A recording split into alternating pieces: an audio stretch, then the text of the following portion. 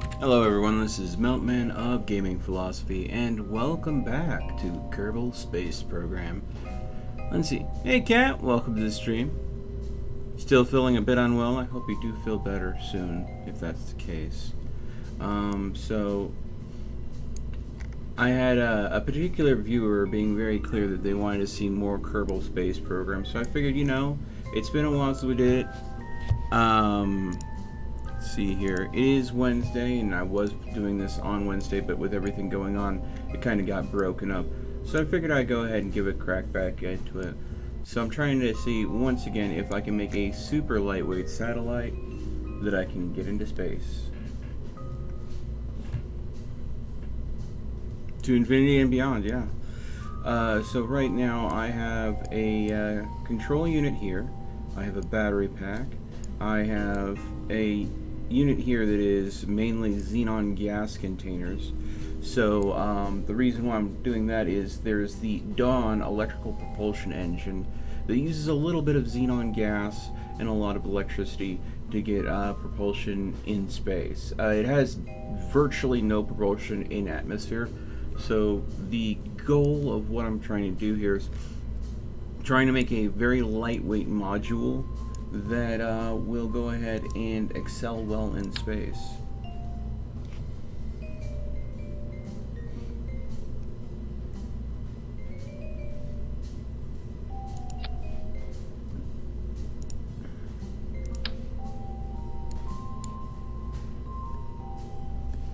Of course, it's been so long since I've played this that a lot of the commands escape my memory, because I always seem to struggle when I play this game because I don't always remember how to rotate things or anything that simple. And checking the settings for how things work in this game always seem to elude me. I hope that when Kerbal Space Program 2 comes out, they really go ahead and refine certain elements of this game. Okay.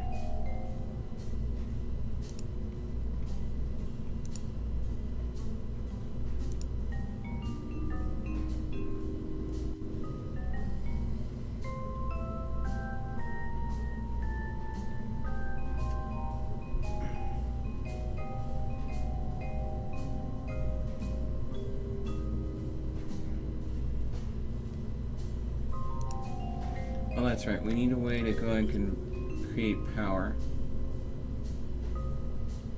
Thermoelectric generators seems to be a good way to do that. Ooh. There we go.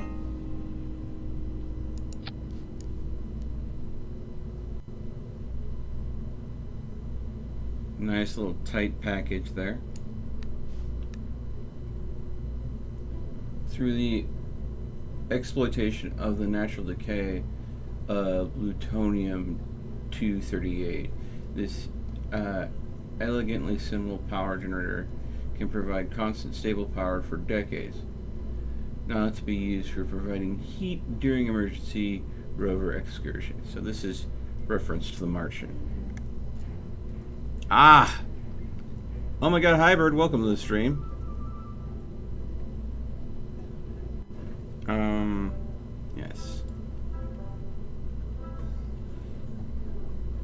Yes. Yes, it does take a long time to really get good at this game, and there are people that are absolute geniuses at it that can spend a lot of time on it. I unfortunately can't, so I gotta muddle through what I can do. And Moon Hunter, welcome. First Kerbal stream of 2020. Yes. And the bed command was put in. Is the bed made? Is the bed made? Is the bed made? I don't know if the bed's made. I know it's messy, but I wouldn't say it would be made. So I guess I'm going to have to go into chroma mode here. And let's take a look together. Oh. Alright. Oh, my hair. My hair is always my hair, though. So,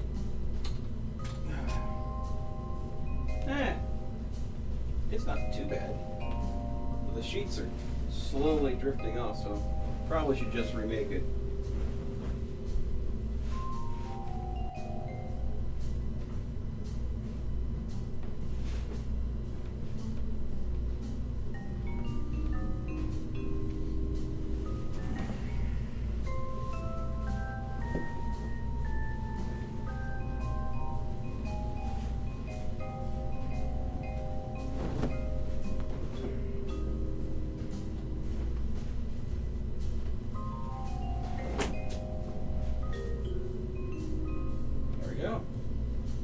Done and done.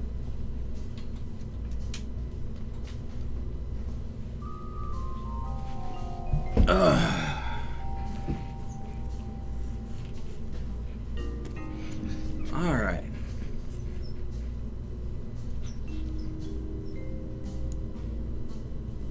Yep.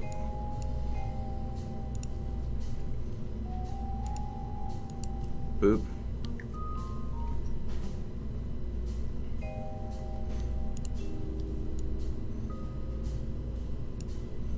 There we go. Done.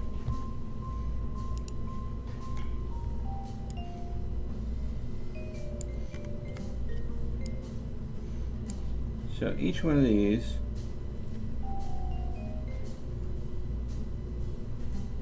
will output 8.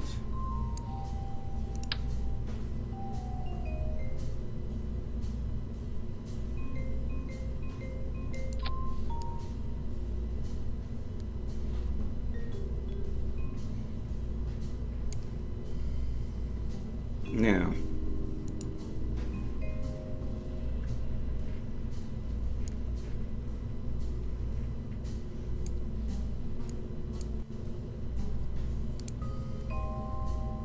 I need to figure out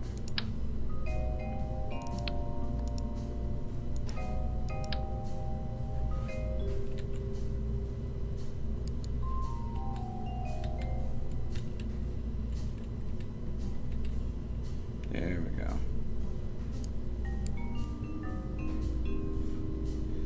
Oh, wouldn't that just be great?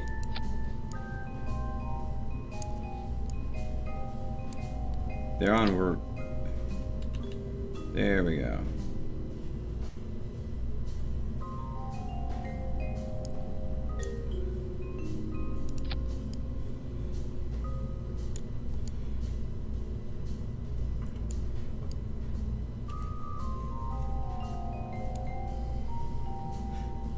The problem is they're not maneuver engines, they're just thrusting engines.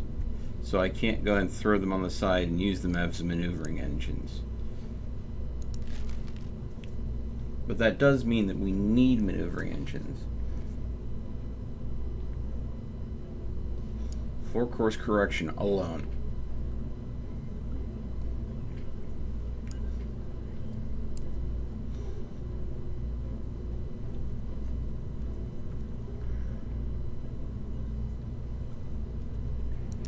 Okay.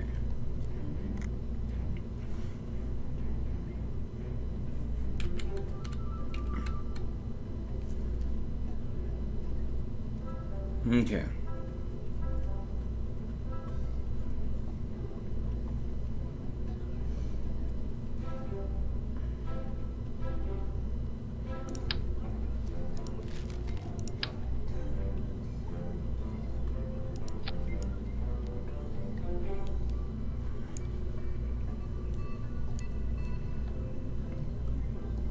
That's enough monopropellant that I won't run out for quite some time.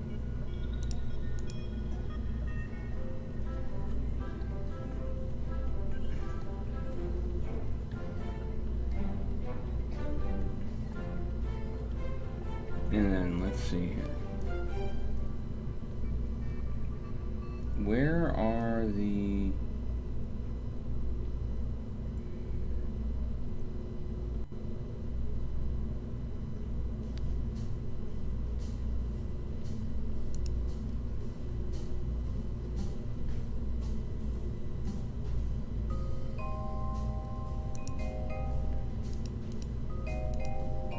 figure out where are the specific ones that are just... Well, my brain is just not working for me. Ah, here we go.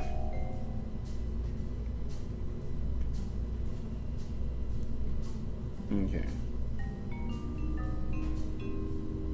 RCS, yes.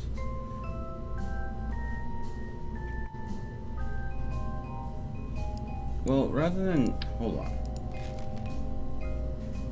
Do we not need RCS if we have stabilization wheels?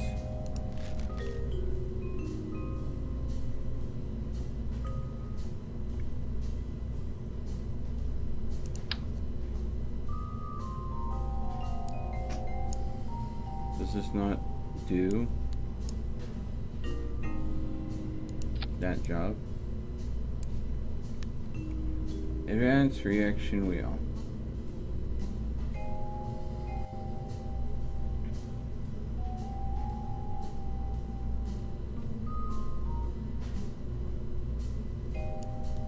I think we might not, with this, we might not need RCS. If that's the case, that'll just be brilliant. Okay.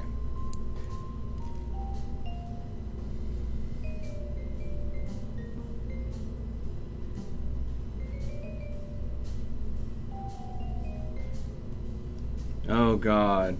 It was, I had a ponytail, not a man bun. I've never had a man bun. Ponytails, yes. Okay. Alright. So we have a command module, it's unmanned. We have a power bank, we have power generation, we have our xenon gas that's needed, we have our reaction wheel, which hopefully works like our RCS. So now it's just a matter of getting our thruster for space in the right place. So I'm thinking structural bits, structural components here.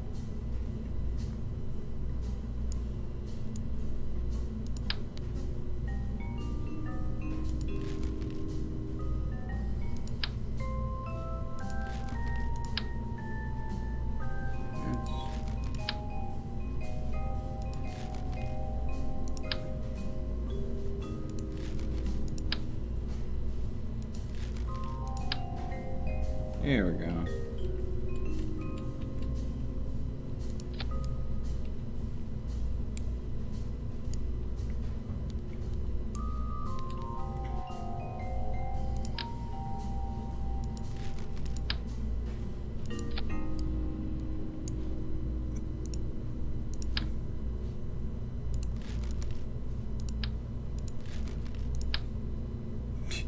This engine that I'm going to be using for this. So dinky.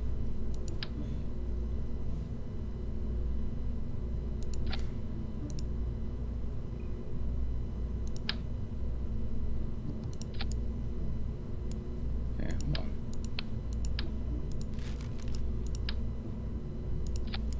Okay, that matches that. And then I think that's what I'm going to do.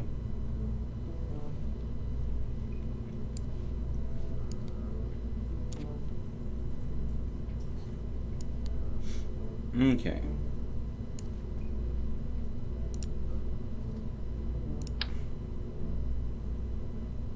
Throw some landing gear on this.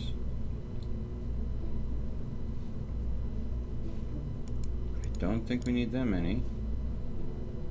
Why not just on each side?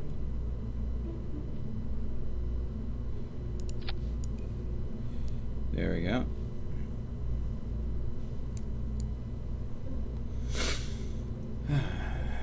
Okay.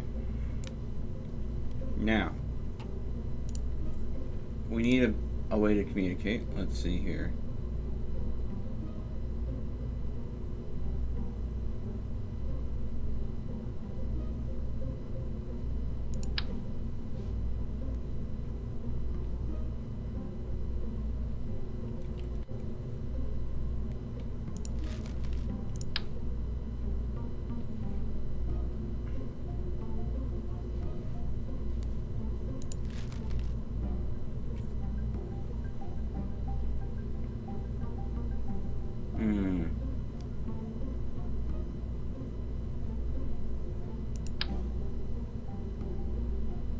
Oh god.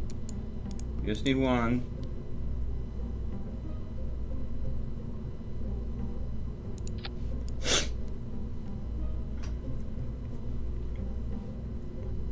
Hopefully this works as a heat shield as well for taking off.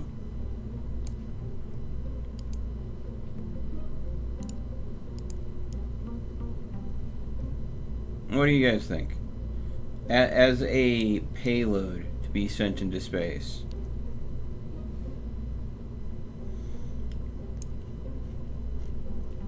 Do you think that'll work?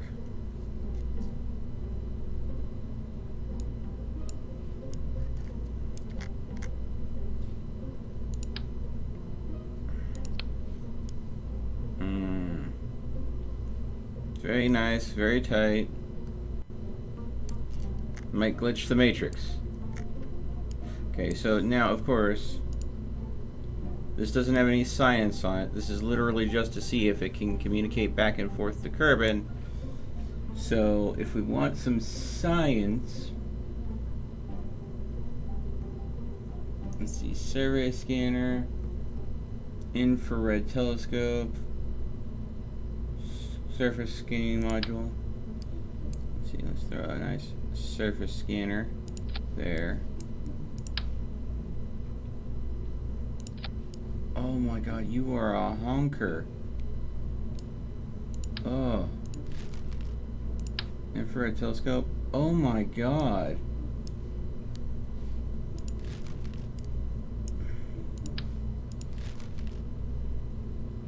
Narrowband scanner.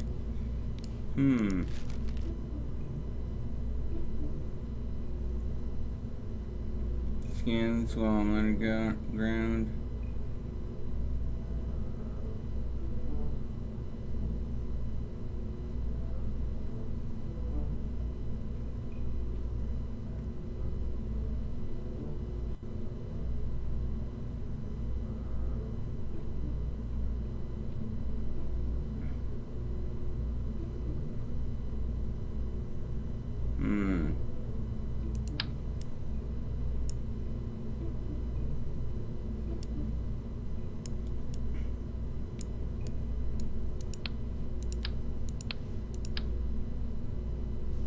Trying to find what this would snap to here.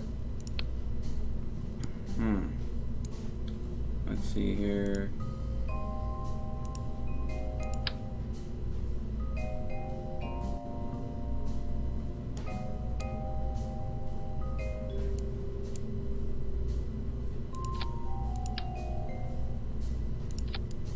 Wow. That is one giant camera.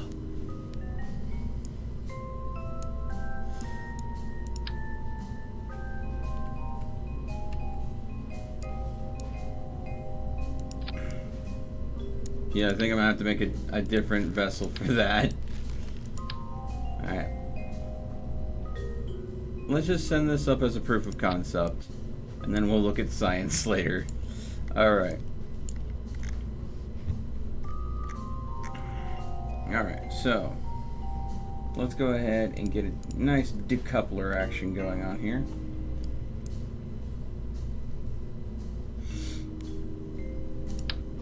That's too small.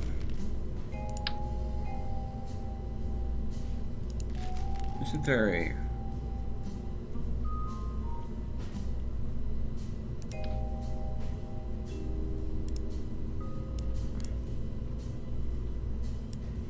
Oh, with how I designed this, I don't know if I can... Okay. Hold on.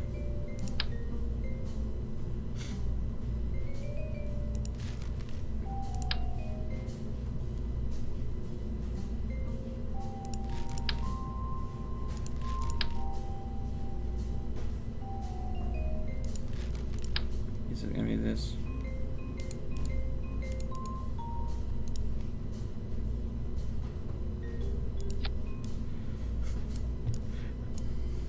Sure, why not? Oh god. There we go. That's how I'm gonna have to decouple it, I guess.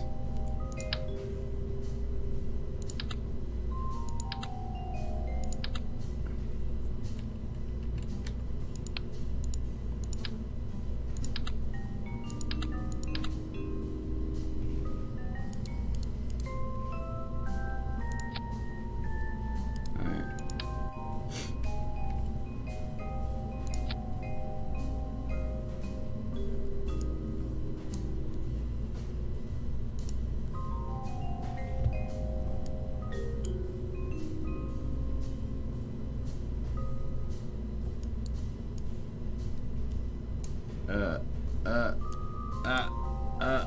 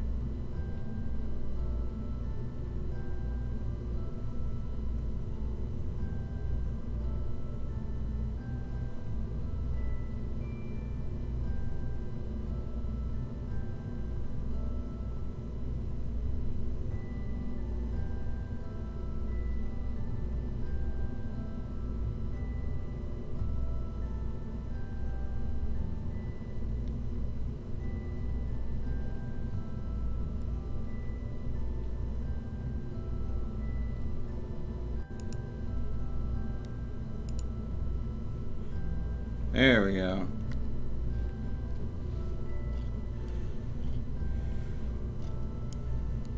Alright. That is how I'm encasing my module.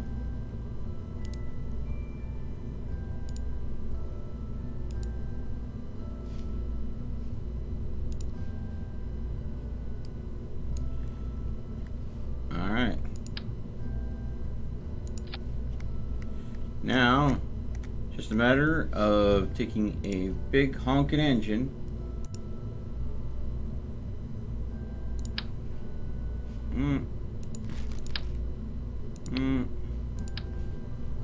no, not big enough. Definitely not big enough.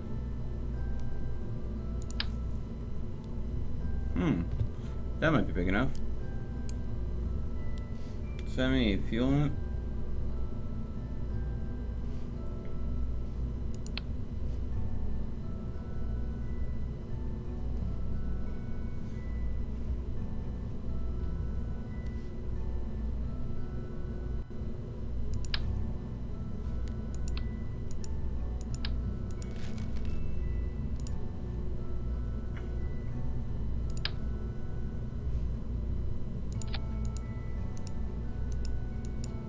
Come on, link.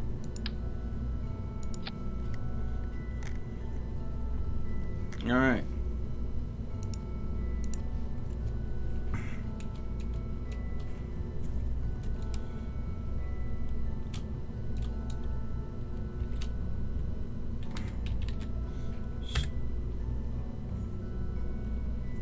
Start X.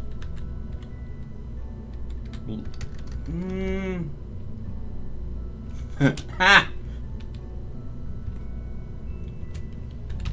Why not? Okay.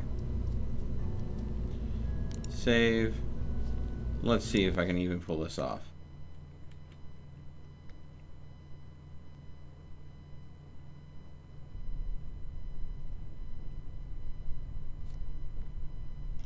Yeah, there's a way to go ahead and save and catalog designs. I will be exploring other player-created devices to show how ineptly terrible I am at this game. Okay, so SAS, RCS, both on.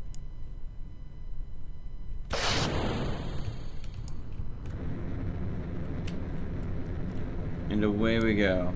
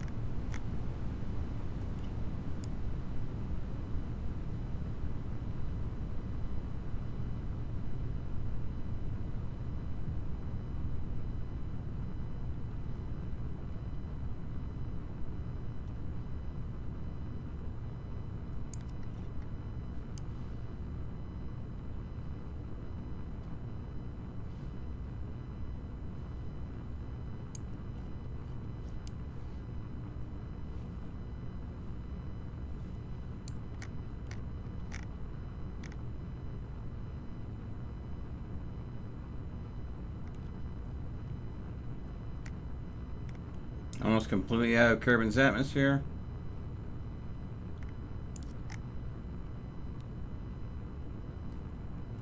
Almost completely out of fuel.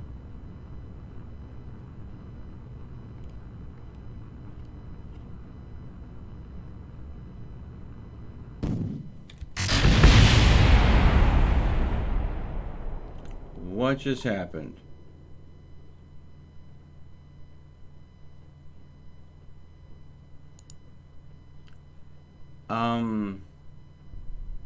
The whole thing exploded.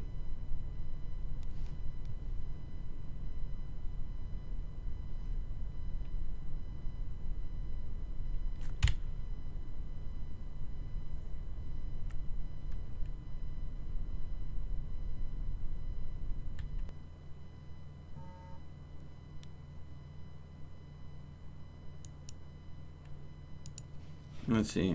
Only message because I like your satellite, and so different boosters might be traded without damaging the design. Yeah.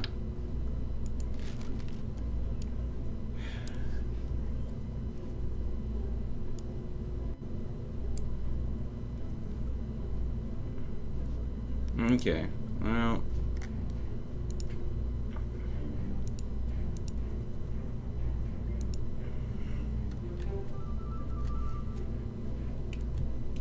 Let's see, GP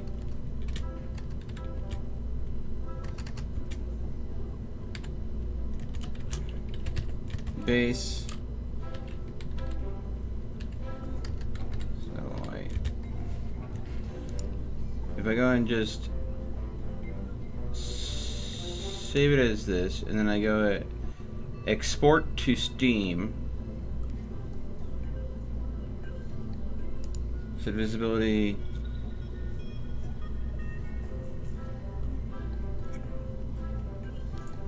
to export to Steam. Initial version.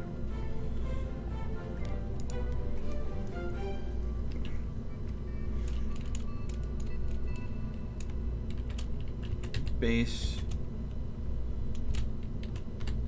satellite made on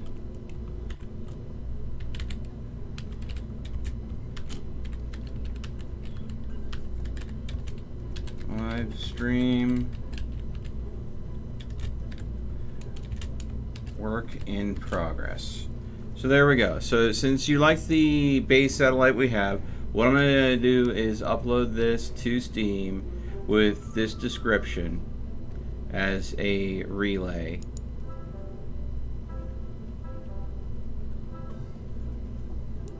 Boom.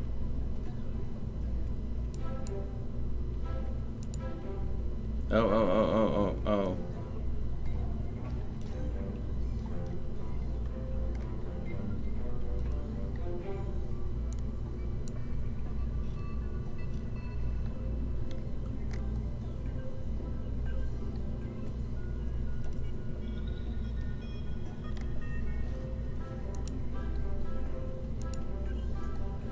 All right.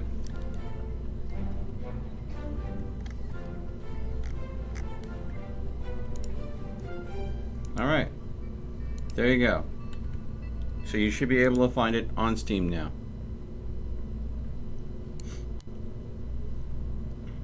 Do with it what you will. As I've said before, there are many people that are much better at this than I.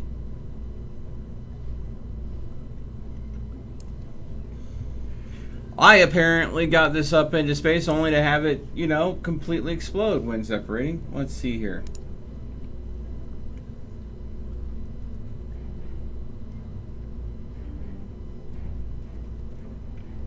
Maybe I need a better decoupler before the shroud gets popped.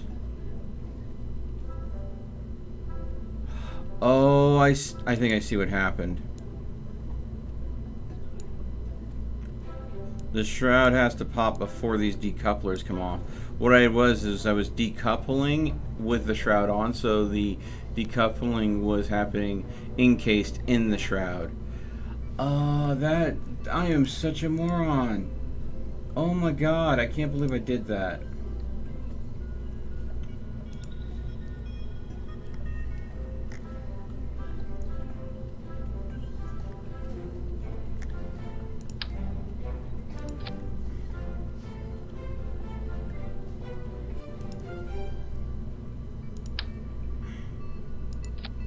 Okay, so shroud, then decouplers, and then it should be fine. Alright, let's go ahead and try it again.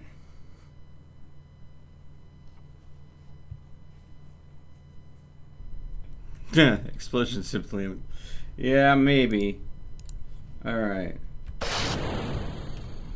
And away we go. This time, hopefully I have things set up in a way that will not explode the second I go ahead and get them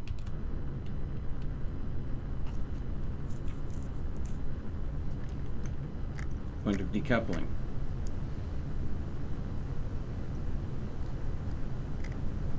This just fuel and engine, and that's payload. So literally half of the rocket is the satellite. The question is, can I get into space before I run out of fuel?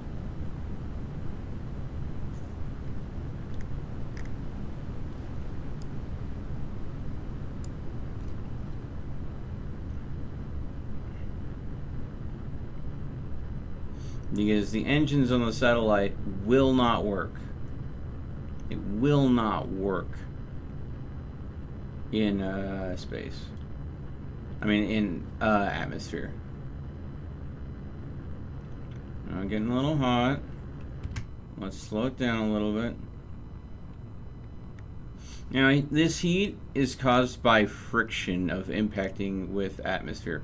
Once you're far enough out of atmosphere, there's no longer any, air molecules to be rushing across the course of the hull of the ship, and therefore you instantly lose that heat. Alright. Now, blue shell. Alright.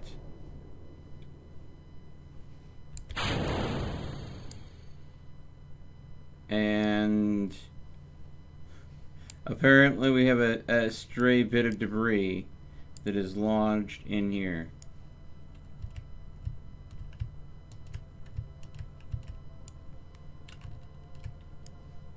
So what I'm going to do is I'm going to see if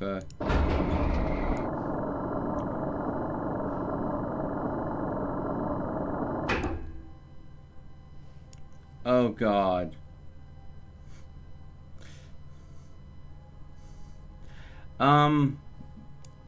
If you use this after I've uploaded it, make sure that you rotate the landing struts, because right now, I think they're upside down, because yeah, I don't know how well those are gonna work.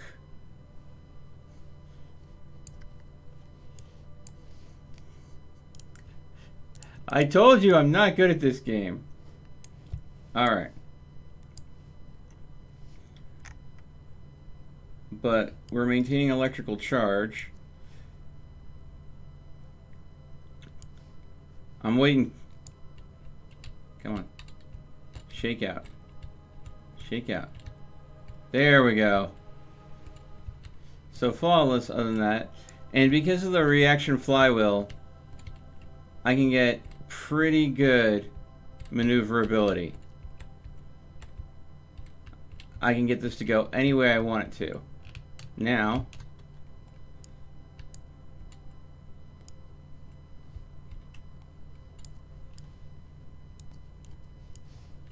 so there we go.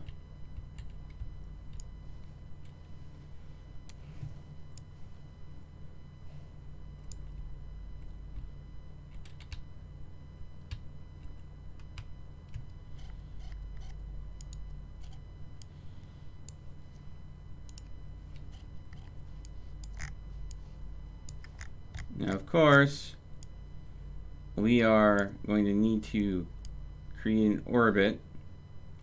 Otherwise, this thing's going to go crashing back down to the planet.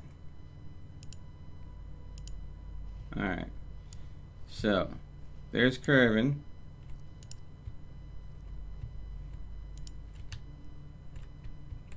Why can I no longer control you?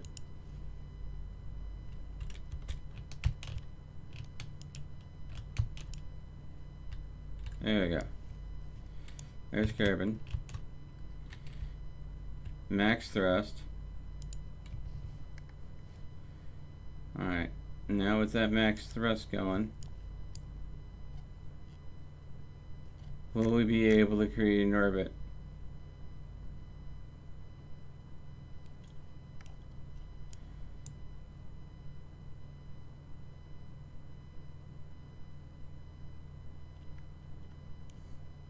Is this an absolute abject failure? You know what?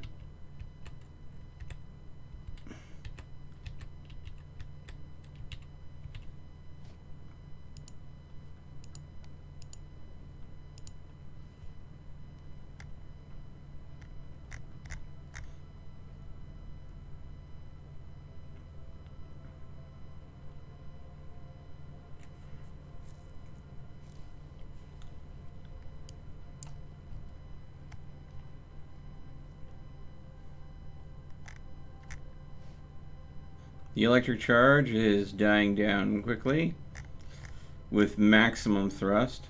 I would be able to recharge the batteries back up by just not using thrusters, but at this point, I think this is going to be a failure.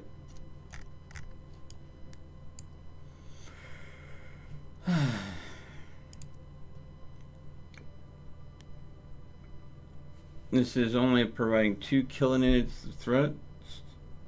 Let's go ahead and revert flight, because I know exactly what's going to happen with this. If we go ahead and look at it here, is I am increasing my arc, but this vessel is going to crash right back down. So revert flight, vehicle assembly.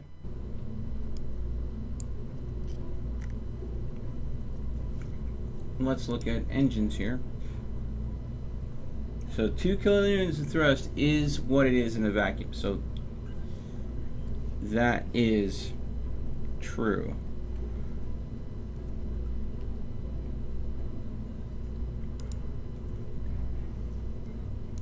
Let's see here.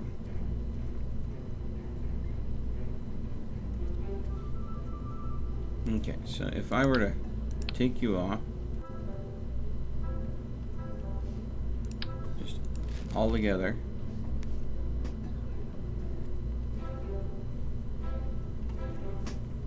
so we have a mass of just over 8 tons.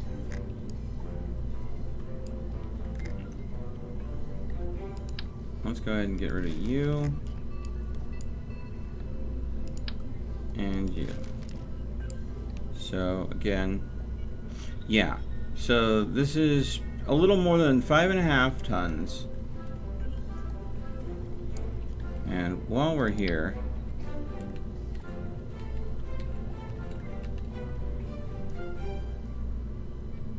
let's take a look at the whole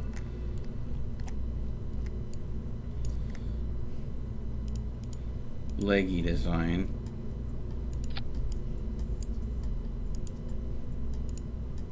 Alright.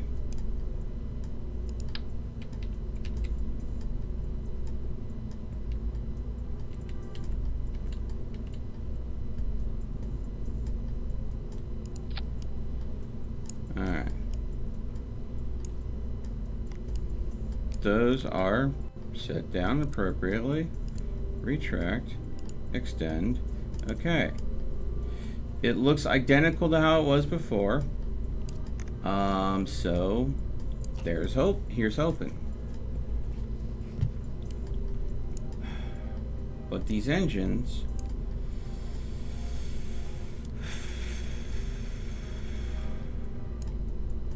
okay. I am in no way depleting my xenon gas fast enough to be concerned. But I am down to 2.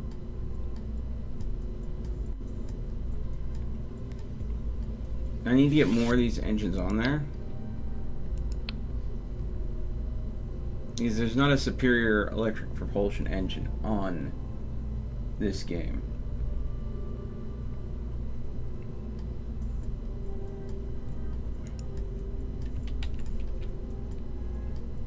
This is the only yeah,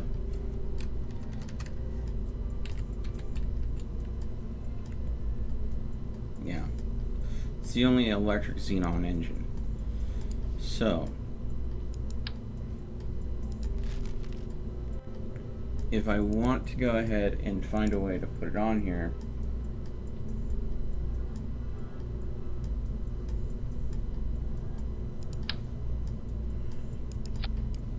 I have to go ahead and find a way to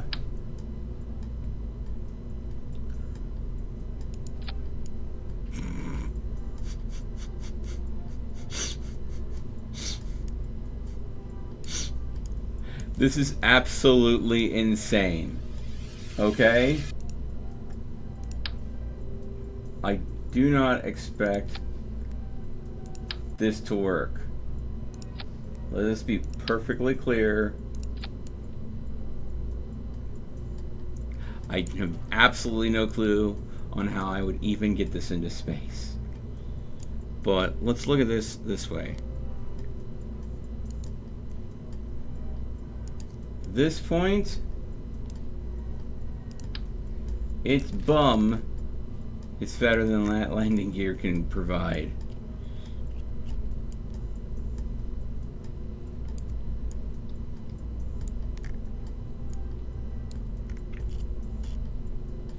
I never updated in Discord. Did I forget? Oh, I'm sorry. Yeah.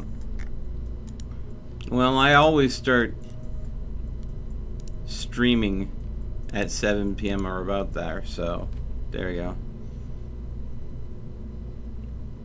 But how you doing, Ken?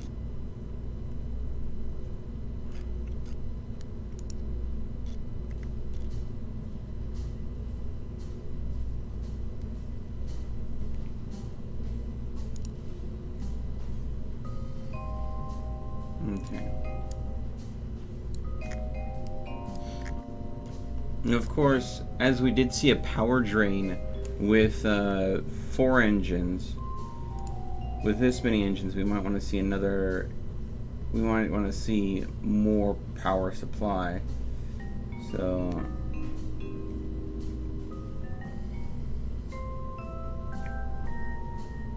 This is the 1x6.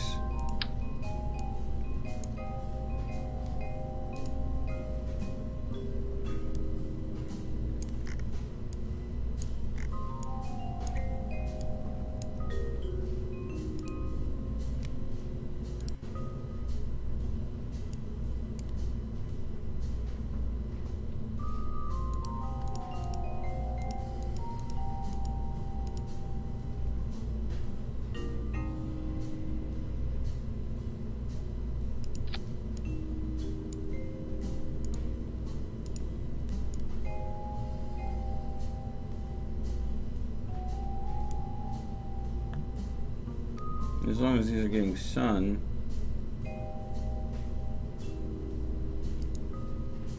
they produce double the charge. And they will rotate in the direction of the sun.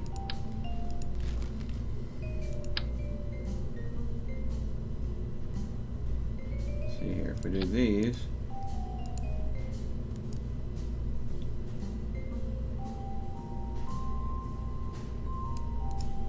What if we brought those up to there?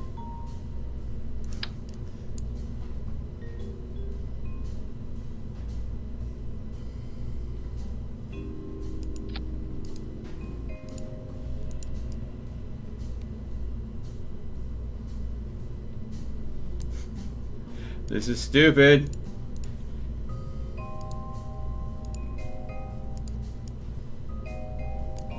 This is very stupid. Okay.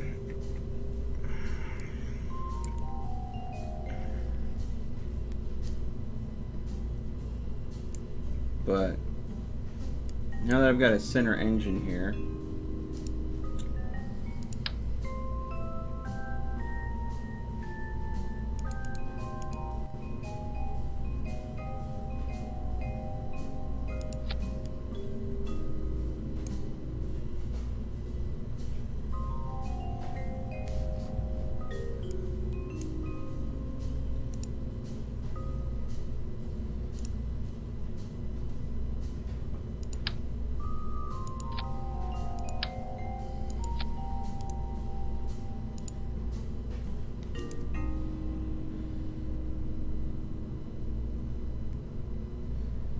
As long as I go slow enough,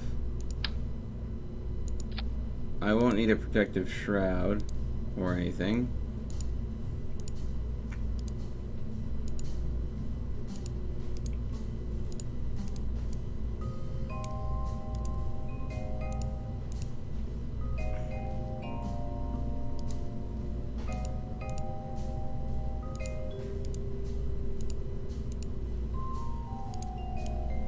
So let's see if I can just launch it straight like this. Hey, the Rusty Phoenix, welcome to the stream. Was your name different last time you were here?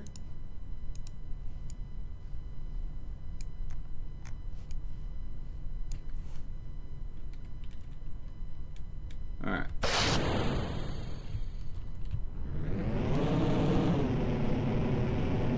So I've increased the fuel, make sure we get up and get in a much bigger distance, because I did add more weight to this. And to be very clear, this is a very stupid design at this point.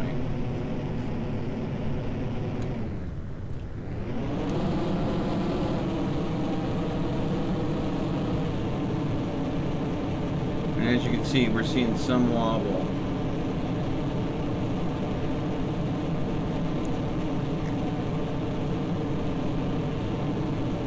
Yeah.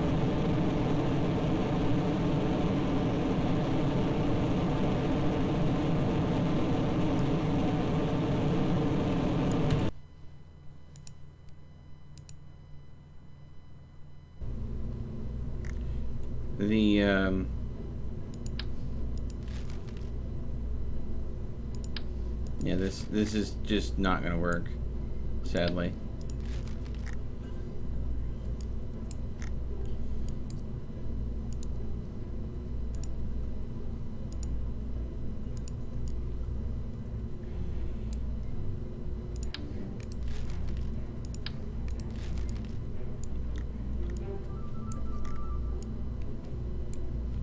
Because your icon looks similar to someone else that I remember on the channel, but I think they had a different username.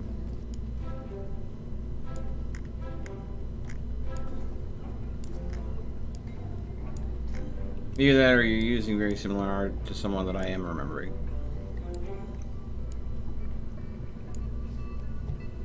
So.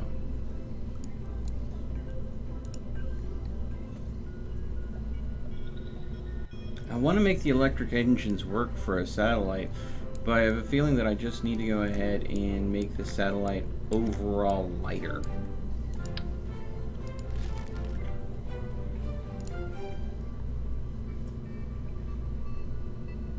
So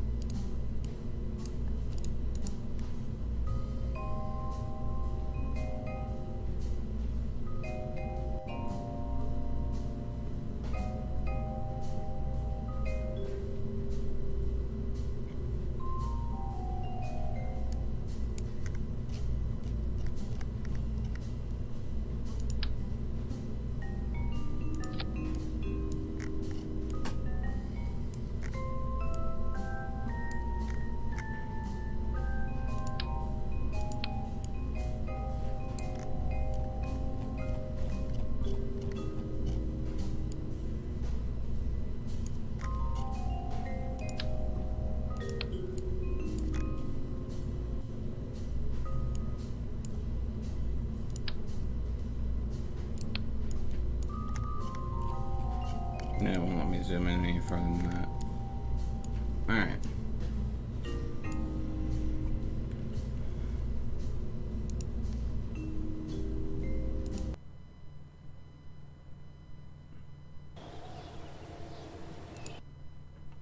But if I go and exit, see? Why couldn't it just let me zoom in this close? Okay. So I think we'll go with this for our relay signal. Okay.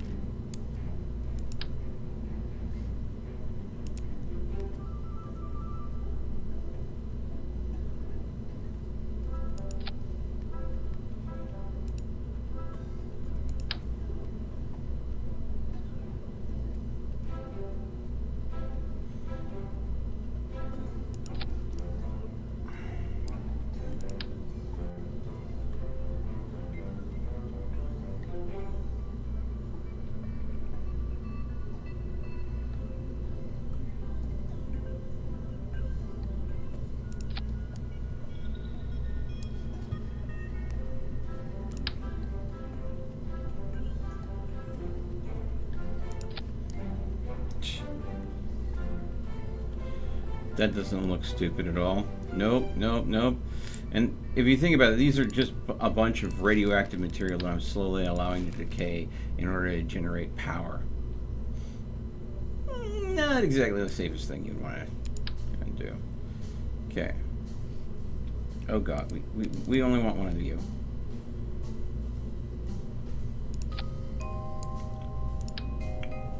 And this is something that doesn't require snappage. But we definitely want to make sure that it doesn't break upon deployment.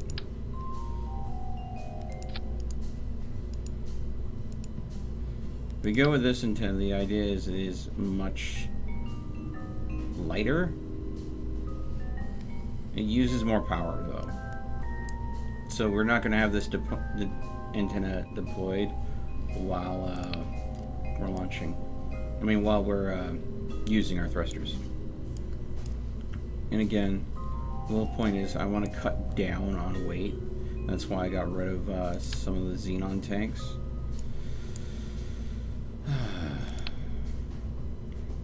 Let's see. So I'm looking at weight balancing. So the lighter I make this overall vehicle, like how much does this have in it? This little divider here. That serves nothing other than to go ahead and split up the engines.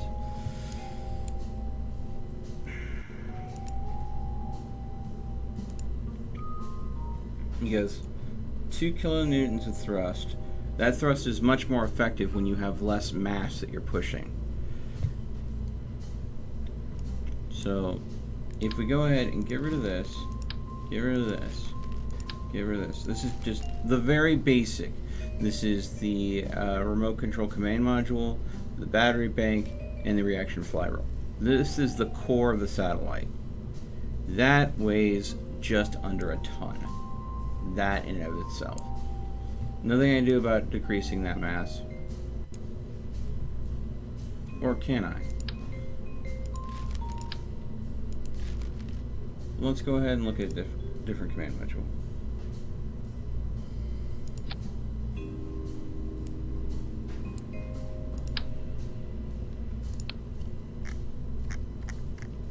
That's what I thought happened.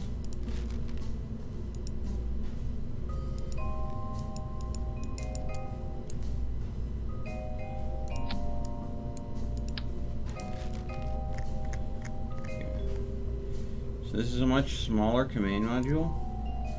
It's not as powerful. It's much simpler.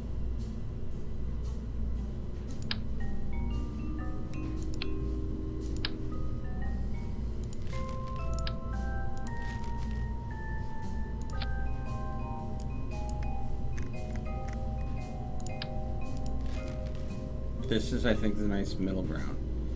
So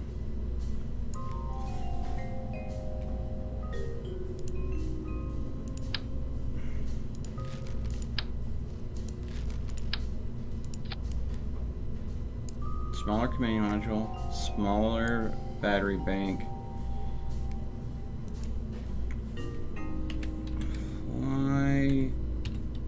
Flywheel. So we were using this one, and look at the difference in size here. We're not going to be using that one though. We use this one. So this is a much tighter package, and it's a quarter of a ton instead of being almost a ton. So we're making our satellite smaller.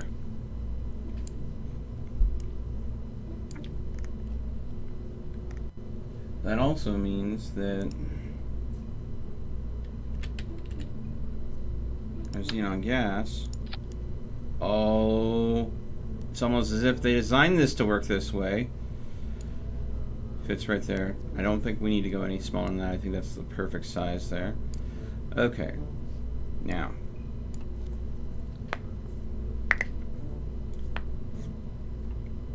we are going to go and need our power generation.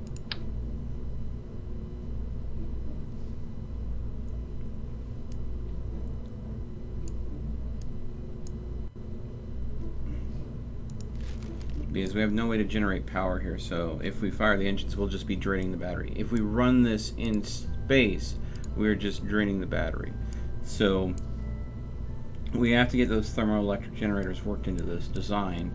We also need to make sure that this is safe to take off with. So we need our communication array. So stuff we need: our communication array, our power generation. So those are some that we have to work into this design somehow. Now, do we want our satellite to be just something floating around as a relay, or do we want it to be something that actually has some sort of exploration potential? I think we're just going to have this be a relay to go with. And boom.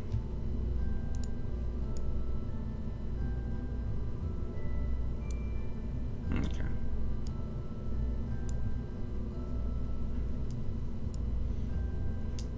So if it's just a relay payload that never runs out of power, when this communication, yeah, just a satellite,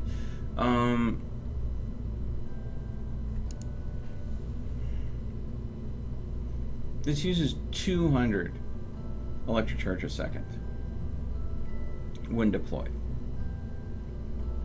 or when transmitting.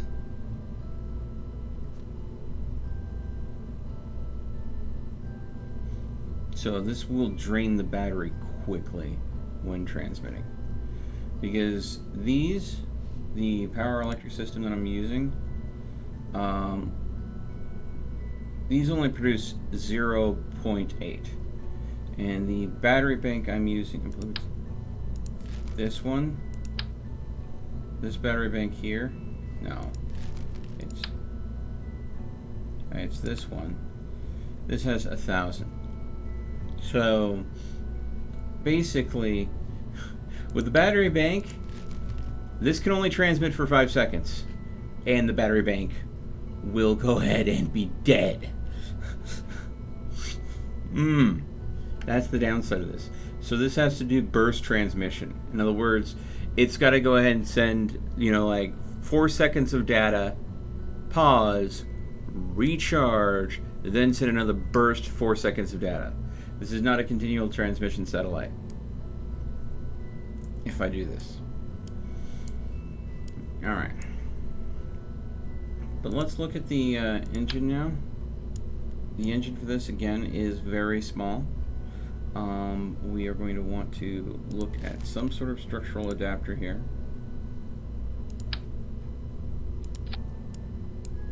Again, this structural adapter in of itself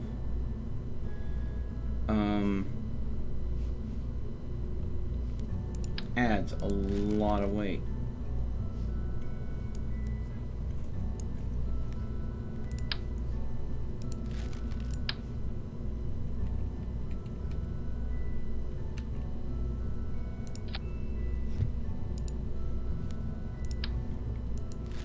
Okay, so again, let's look at our weight here. We're just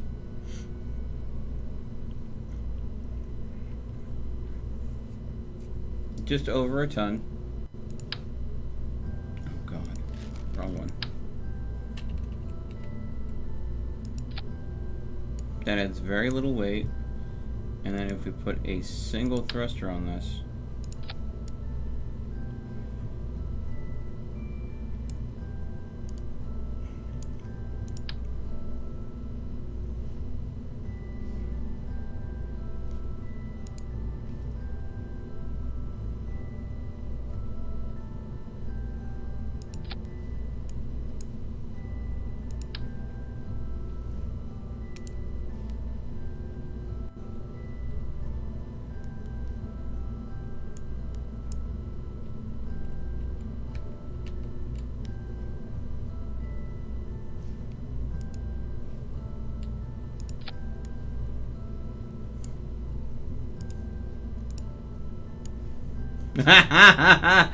Oh, no. No. If one's going to deplete my battery in 5 seconds, that many of them would just kill me.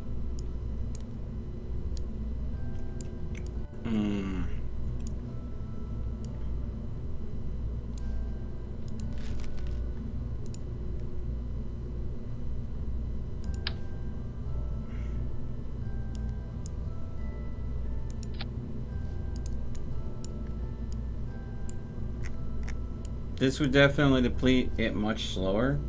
It would send the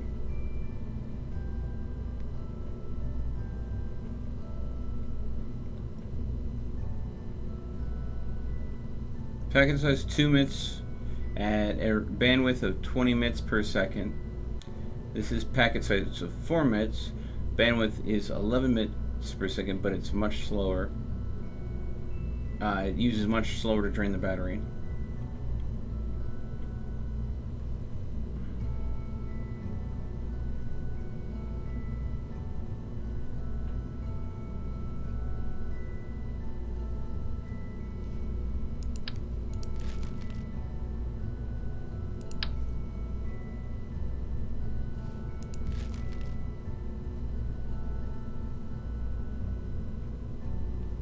This is a packet size of 3 MITs, but 20 MITs per second. So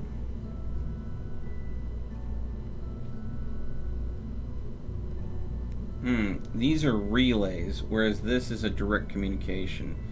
What we want to do is stick to relays, because relays are what we need in orbit. A relay allows me to go ahead and have a point that if I send a shuttle up, I can go in, as long as the shuttle's within range of the relay, that can get relayed back to Kerbal. So for a communication network, I need to have good relays. So let's see here.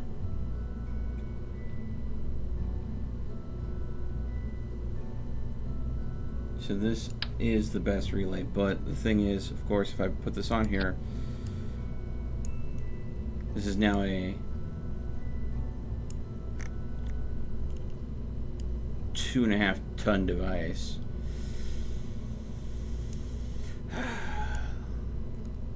It's basically just a satellite. It's a relay antenna with a freaking engine strapped to it.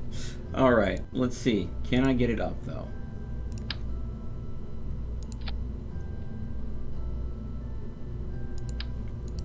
Let's go ahead and get the shroud on it first. Let's see here.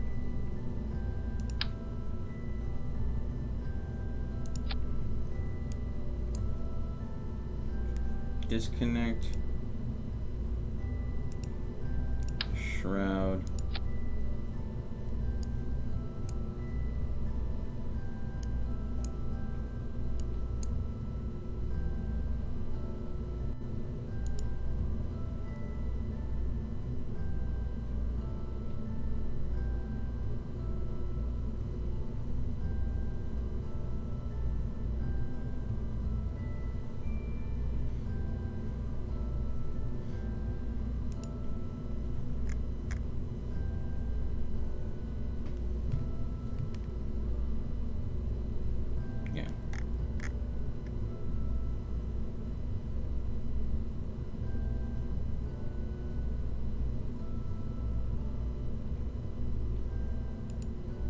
There we go. A little bit of the top is sticking through there, and we're going to 1 engine instead of 4.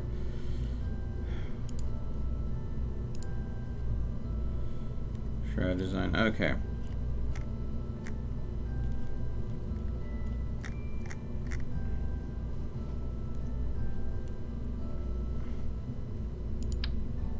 Ah, crap. That's not what I meant to do. Alright.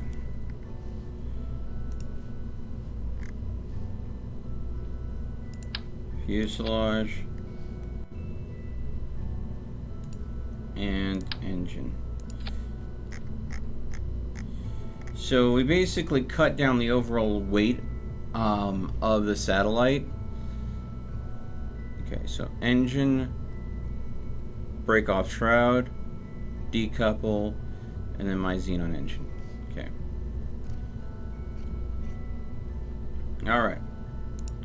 Let's see if this does a better job than the last one, where I can get up farther so it can go and get in an orbit in of itself. And I can't seem to help but make freaking penises in Kerbal Space Program, it seems. Main engine's on. Thrust up.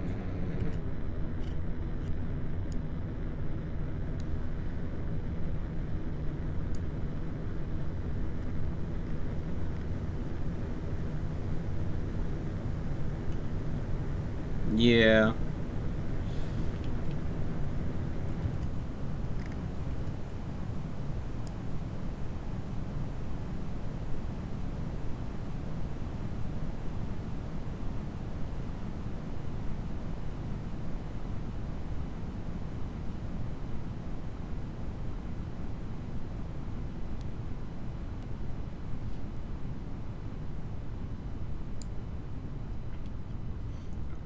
Added benefit, because it is a much smaller payload mass-wise, the thrust is having a much bigger impact on getting us into space.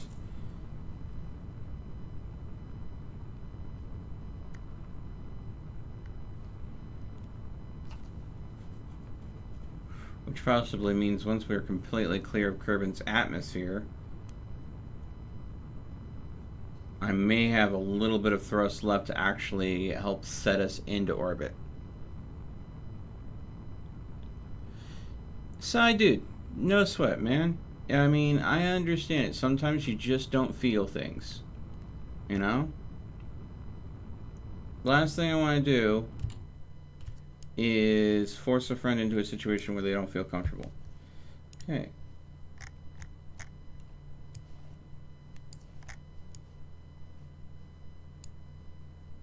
All right.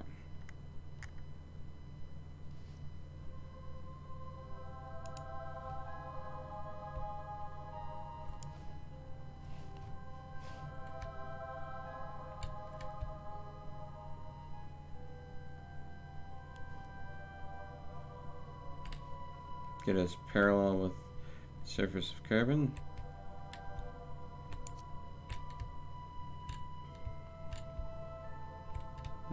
This way. Tilt. This way.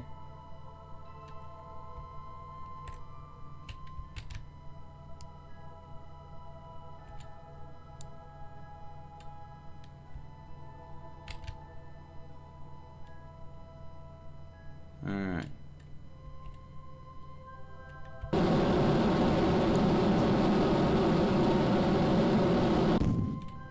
Alright. Break off shroud. Lose rocket.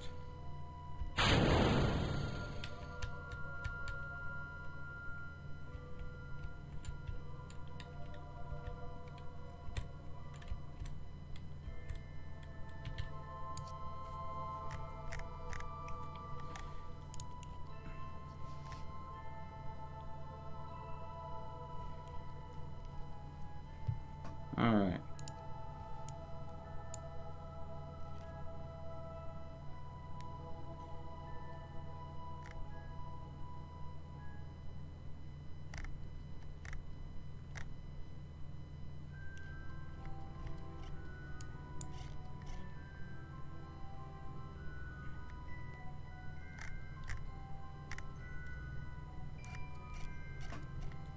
Yeah.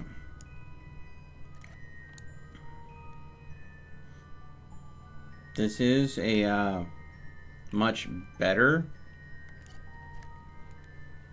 situation, but nowhere near what we need to be. So I think really the only solution here is to see if I can pull this off.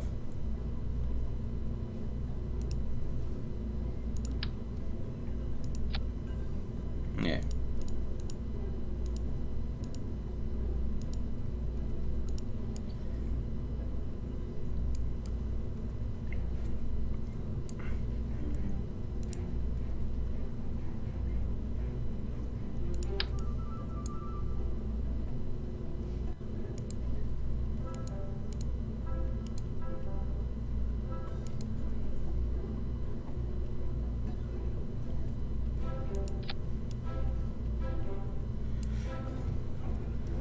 with a pair of boosters.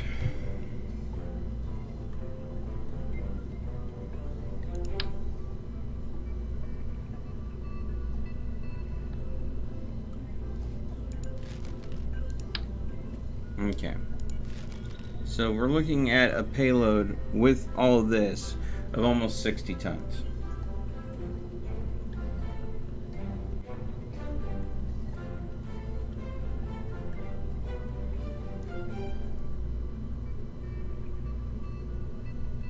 With a couple solid fuel boosters to get us up there.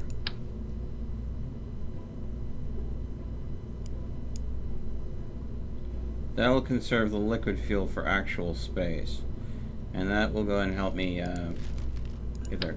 The only problem is, of course, if I go ahead and solid fuel boosters have no thrust component. I can't control or vary the thrust at all.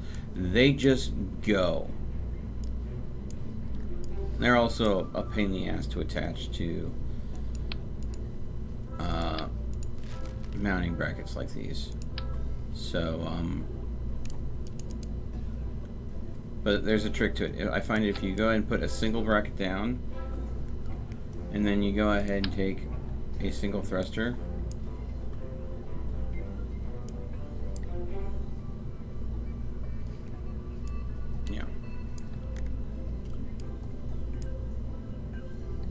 larger liquid fuel tank and 4 solid boosters. There gets to be the point where you end up seeing a situation where I almost had it. There we go. And now it should be attached to this. If you go ahead and you can go ahead and if you have a small payload or a payload of a certain weight, you could get to a point. See, I'm grabbing the mounting point now, so I can go and switch this to this. If you have too much in the way of booster, you can travel so fast that the friction of your rocket will cause your components to heat up and start exploding. So the goal has to be, yes, we have the thrust to get us into space easily, then ditch the boosters, and then use the liquid fuel center to maneuver us in space to get us in an advantageous orbit.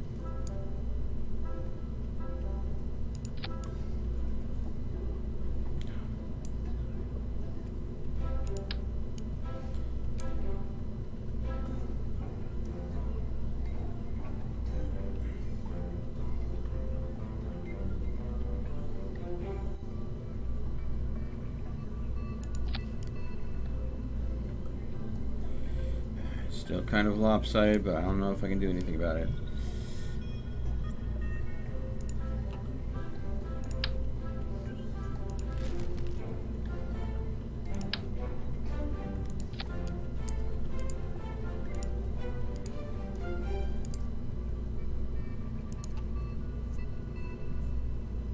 So I think these might be overkill.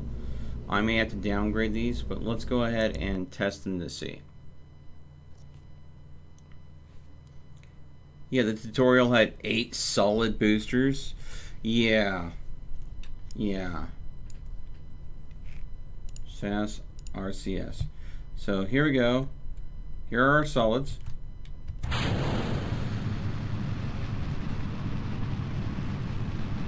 I may have to go ahead and look at a different mounting mechanism because I think this one's a little too loose. As you can see, it is stretching the connection drastically because I picked engines that are... Yeah. Yep. The boosters were so strong, they ripped off of the connection point that I chose. They basically sheared the docking mount to the point where they ripped off on their own volition.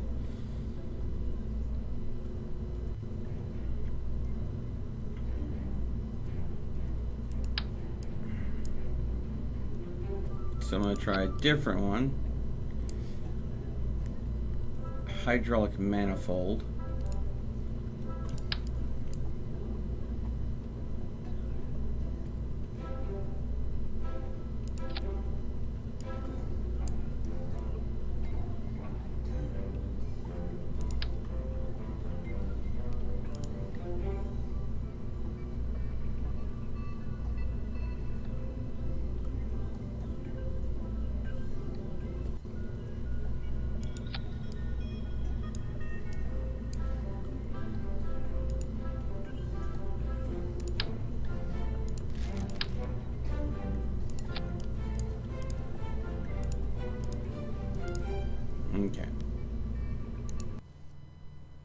This one hopefully will have less tension. That was for a basic satellite. Yeah, I know, right? This game makes things so simple. So simple. And you see the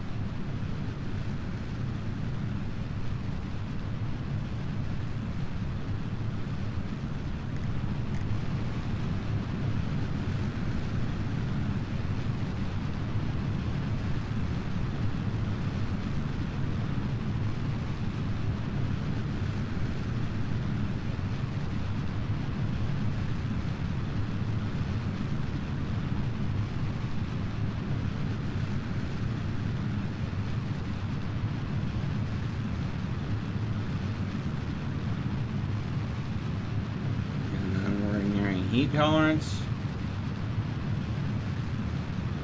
See, I can't slow it down, so if it gets to the point where things get so heated they explode, there's nothing I can do about it. But these two boosters are just about exhausted. We successfully made it to space.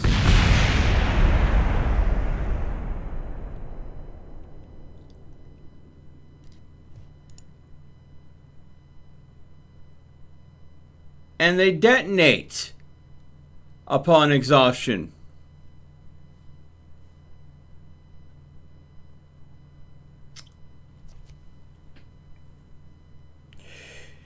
You know, rockets that detonate on at a certain point, they're not rockets. Those are freaking missiles.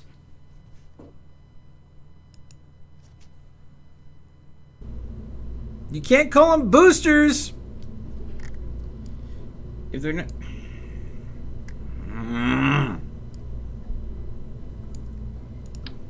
I'm just gonna go with a different engine. I don't think I have any choice there. Those ones seemed a bit powerful.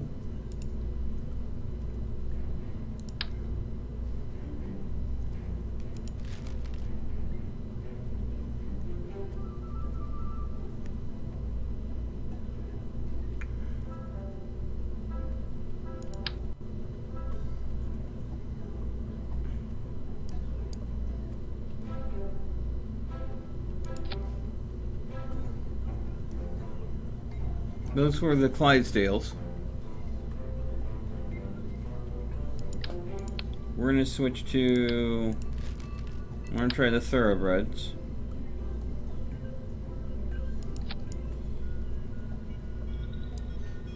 And the Thoroughbreds have...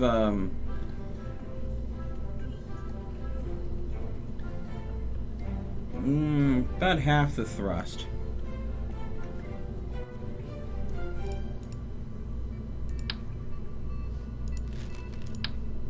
As the Clydesdales. So what we're going to do here is we're going to have 4 of them.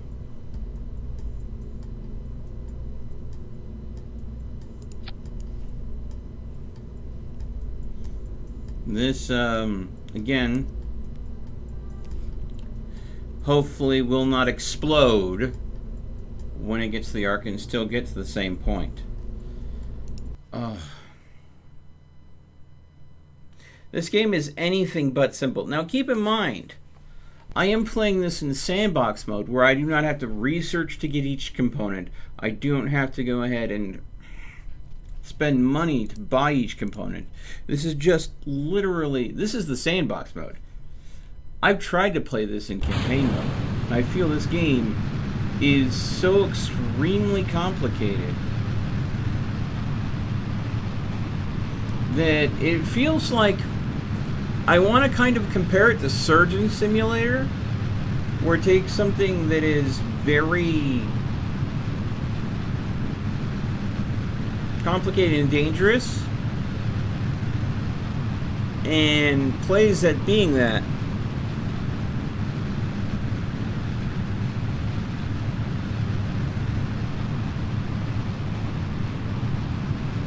Yeah, so this is the staging bar they're probably talking about. And what they're probably hinting at there, Daniel, is when they say program, they just mean ordered. Because if you have, every time you hit space, you switch to the next stage in the order. If you have, say, them staged in the wrong order, you could end up, say, disengaging with the decoupler here, the engine before firing the engine. So I have engines, the boosters, then I have the decouplers for the boosters, then the main engine. So, here we go. Boosters run out. Okay, and they don't explode the second they run out. Now I hit space and decouple. That's the way they should work. Now I hit space again, and I am now in my liquid engine. I'm going to stop my liquid engine right now. I'm going to go and see, okay, here's my arc. That is the direction I need to travel. Let's go ahead and kick back.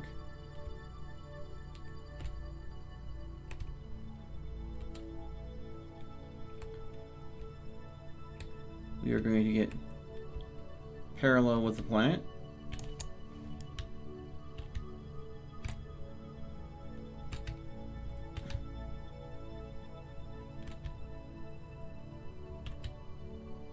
And we're going to try to get in the rough direction of the arc. It's natural. And then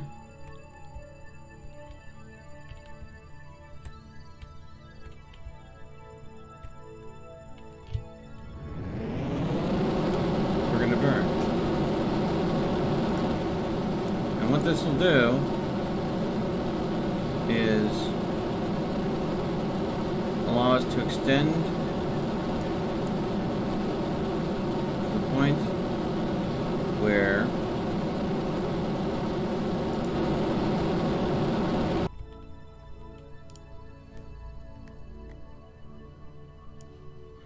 almost have an established orbit there.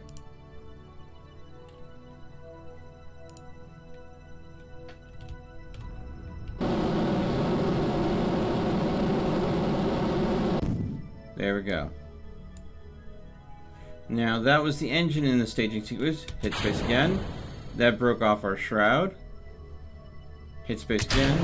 Decouples the satellite from this.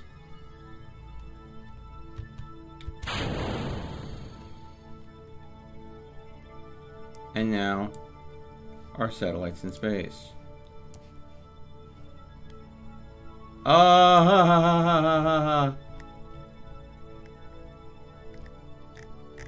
The only problem is our trajectory is now borked because that last bit of thrust overshot us. So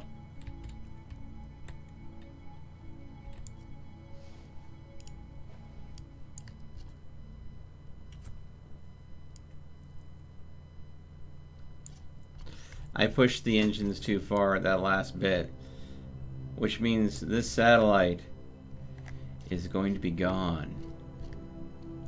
And once it hits a certain point,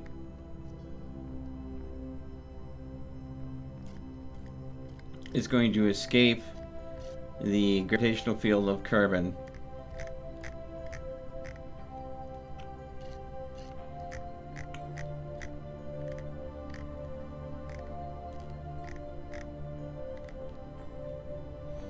Now, because it's a relay satellite, we want it to stay within enough distance of Kerbal that it works as a relay still. But as a vessel that has the ability to recharge its battery and plenty of xenon, this could fly through space for quite a while before we would have any problems with it.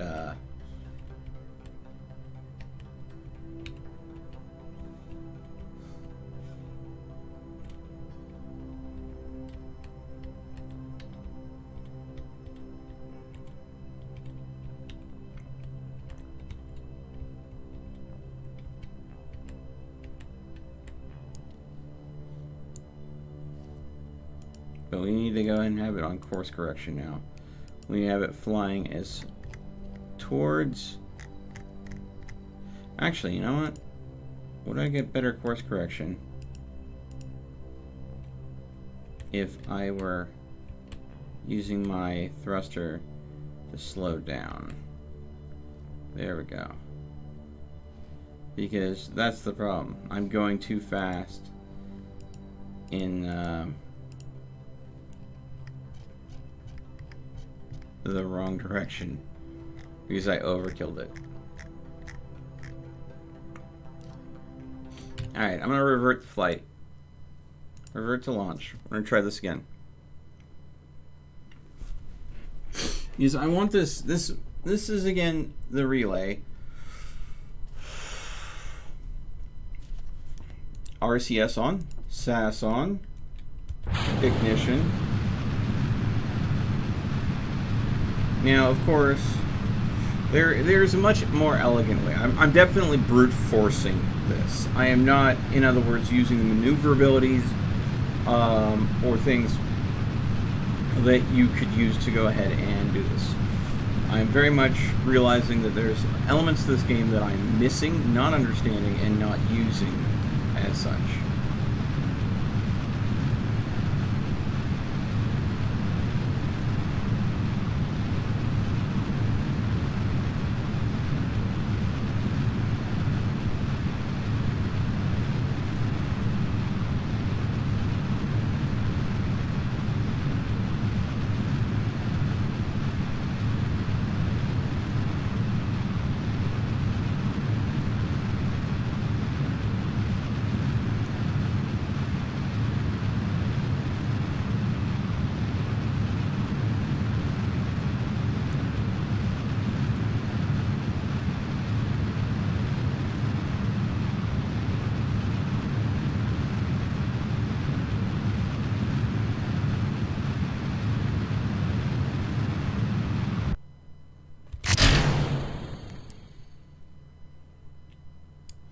Now, once again, we are going to line up parallel to Kerbal.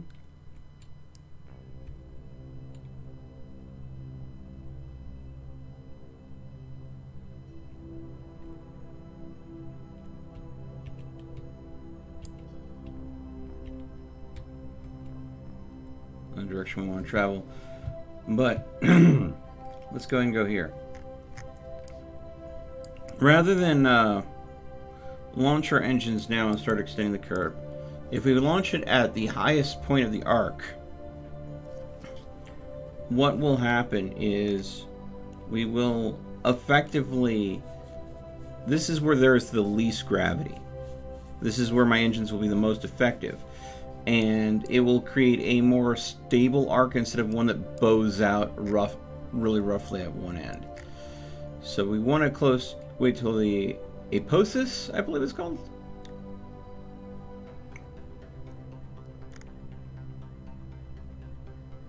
Now you'll notice this is shrinking down,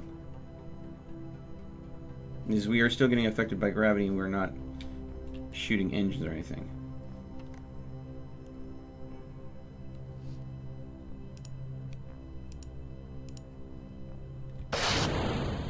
We now have our engines on, but we have the thrust at a bare minimum. Okay.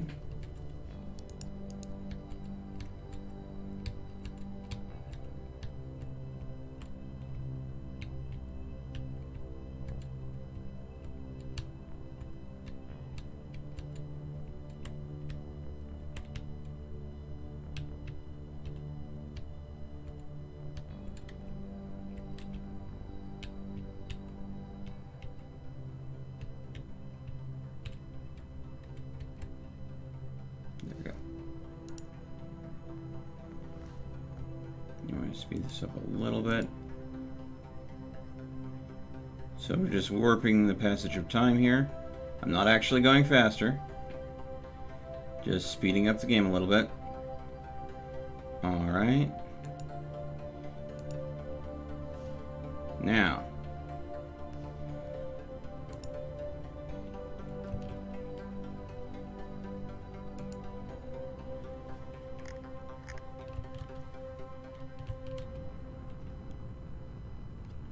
I am increasing the thrust on the engines. If I go ahead and go past here, you'll see that that is what I'm doing. We're going back to the orbit. Because I'm close to the aposis, you're going ahead and seeing that it's a much more stable orbit that I'm forming.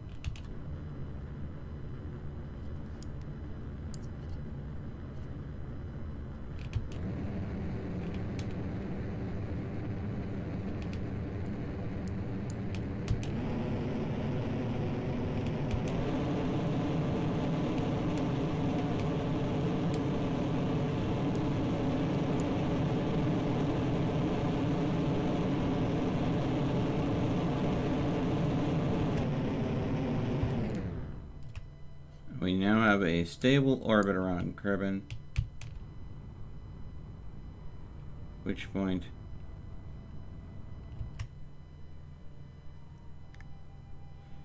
I am cutting my fuel altogether. I'm not firing my engine, but what I'm going to do is I'm now floating around this orbit. Let's see if I can extend the orbit on the opposite end here. And the relay, as long as this line's here, the relay is still within range of Kerbal to send signals back and forth. So, okay, cut this down. Oh crap. Wrong way.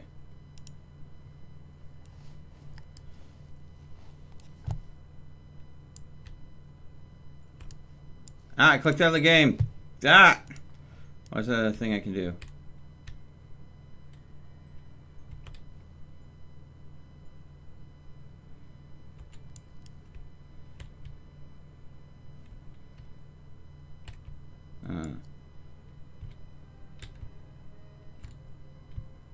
Down,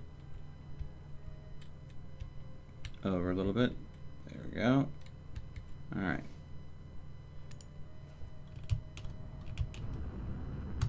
Crap. Screwing the orbit up. Ah! I had it so good and then I messed it up trying to experiment! All right. So obviously this much fuel is a little overkill for this. But hey, here we go again.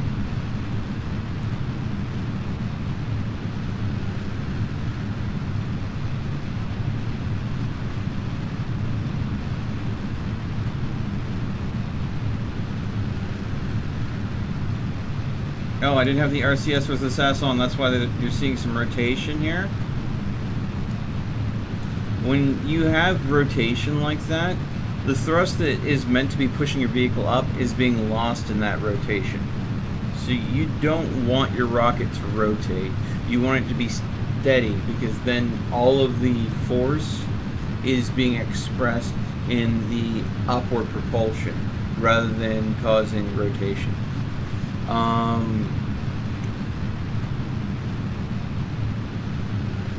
Yeah.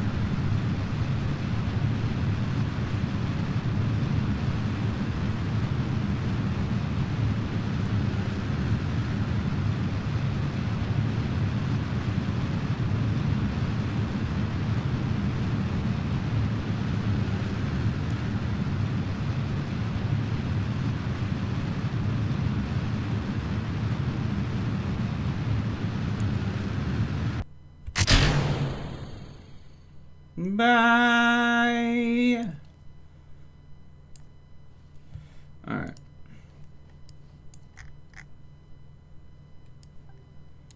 Okay.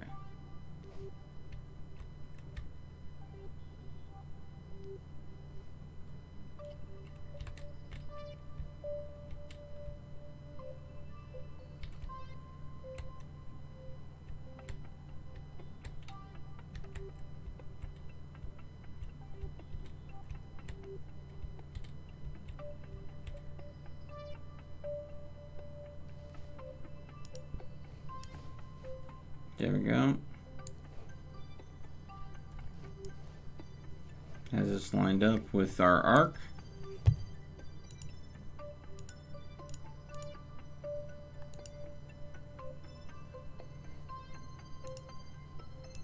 Orbit.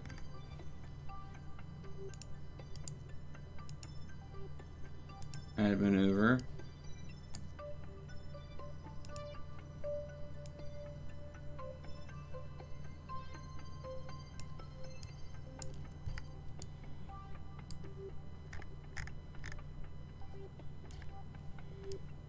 Okay.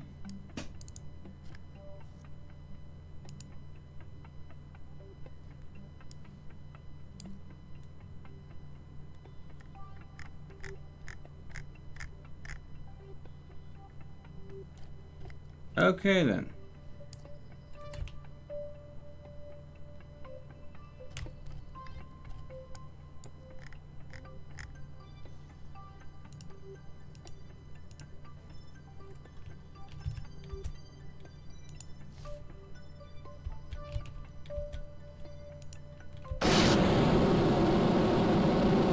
See, that's why I don't mess with a lot of these maneuvers and things, because they literally say, yes, you can do this thing, this is your goal, but they don't allow you to have any controls or anything. So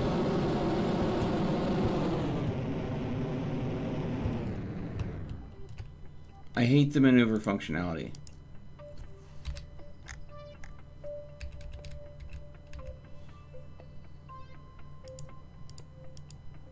Get rid of you. Alright. Alright, so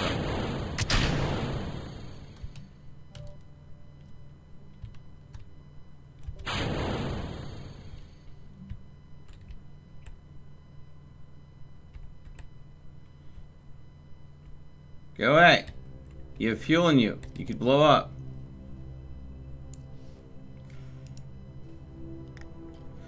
Alright.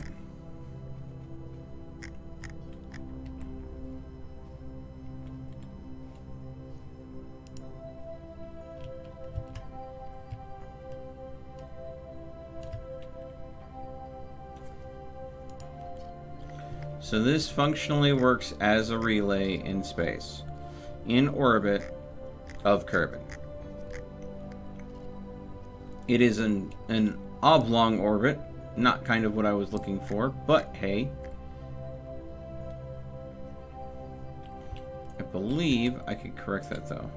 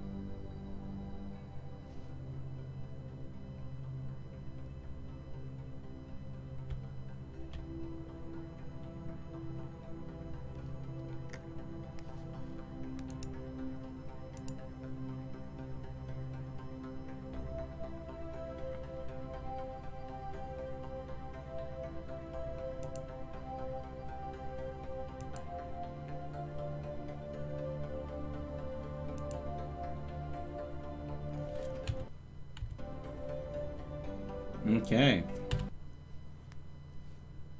Return to Space Center. So it works functionally as a relay. Now, I'm going to take that design and we're going to transform it. We're going to turn it into a probe. So here's our booster system here.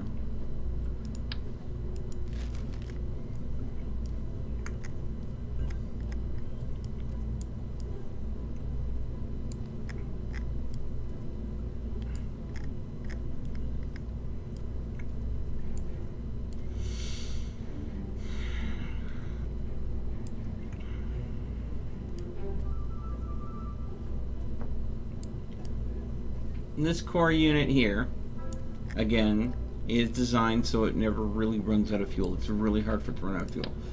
But the xenon, I'm going to try to see if I can go ahead and lose some weight by taking its xenon gas from, you know, several thousands to a much smaller amount.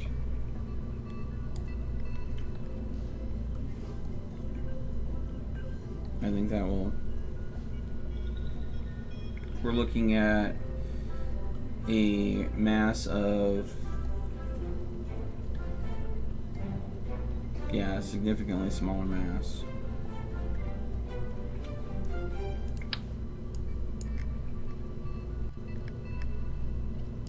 If we go with that.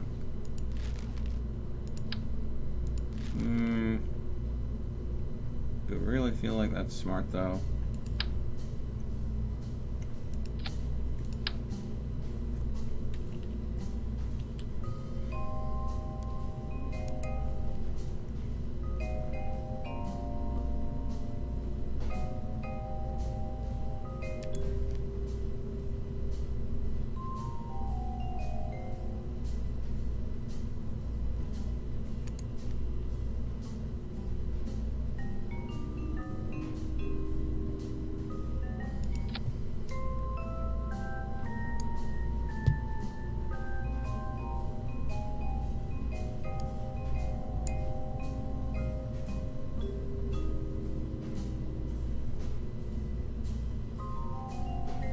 Definitely significantly less mass, but it takes up about the same amount of space.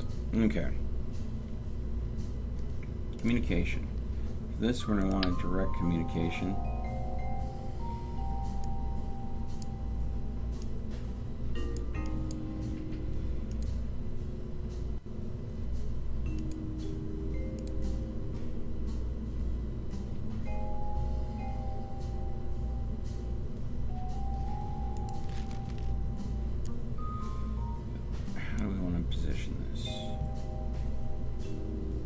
This is also... This is actually more mass even though it's smaller.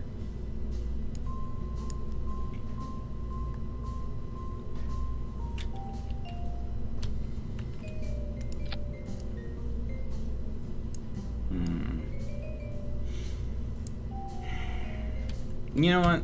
Let's scrap this for now.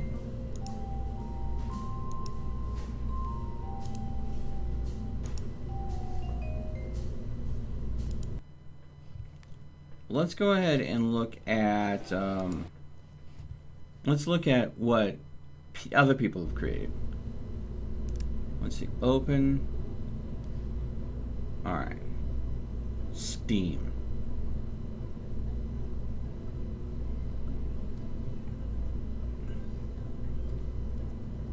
Featured.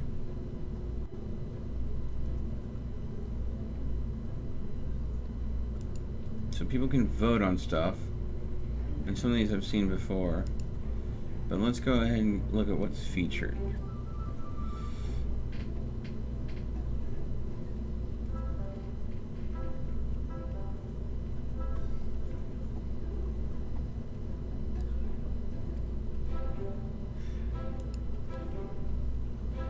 Space Station Core. Let's take a look at you.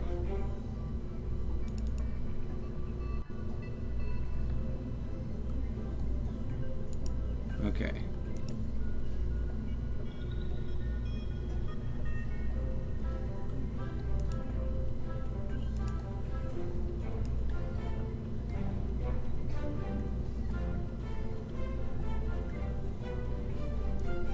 There it is. Load.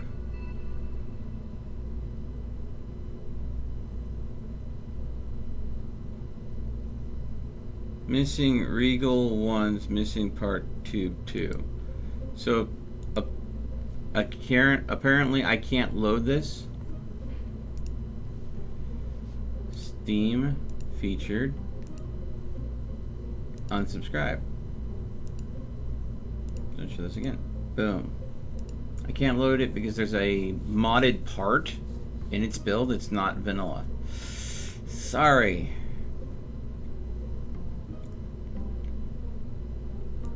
Let's see, what's the newest on here?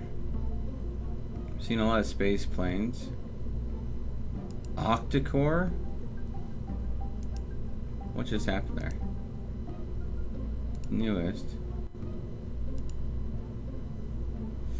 Octocore line of modular, self-contained, sustainable, landable structures, long been a staple of both colonists and military alike. Its reactor is capable of powering continental grade shields against what? Okay, let's take a look at this.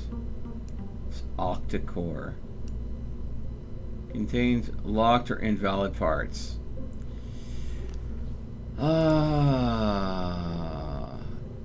See, this is the thing. A lot of people will go ahead and create these cool things that I want to test out, but what they are doing is they are creating these models that don't actually function. They look cool, but they don't actually do anything else. And I can't tell if it works or not. It's got almost 300 parts, and it works in 3 stages. How are they powering it? I don't know. Is there a search field for booster? Well, not Steam Creations, but if I go over here, I can go ahead and put boosters in here. Boost. And we have all the different booster engines.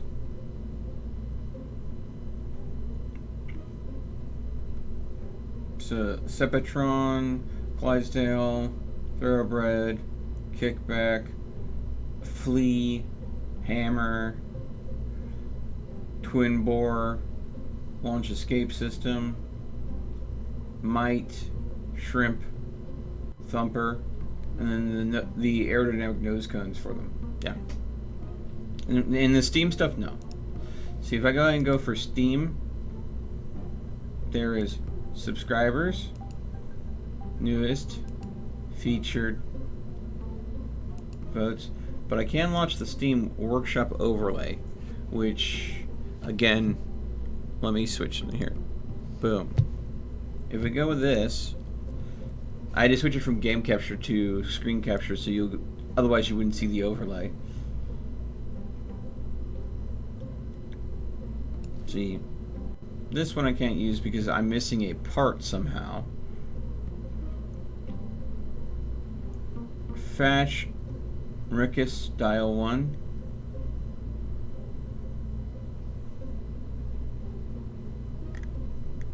So again, sometimes people are just using this for sculpture. Stock aircraft. And again, this is a assault rifle stock that they've made into an aircraft. So it's a joke. And this is again in a Fallout inspired vertibird. I have tried to fly this. It does not work. Definitely not a fridge. A space fridge. But you have to get it there. So yes, someone built a giant fridge that you have to figure out how to get to space. Untitled spacecraft. Someone just uploaded a booster. Okay. Duna lander. Simple lander for 2 Kerbals, capable of landing on Duna's surface and getting back to low Duna orbit. Interesting. Nice.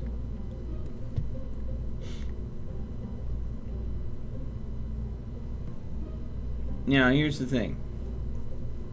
stock helicopter uses stock turboshaft engine. I'm actually curious if someone figured out how to make helicopters work in Kerbal. We're gonna try that.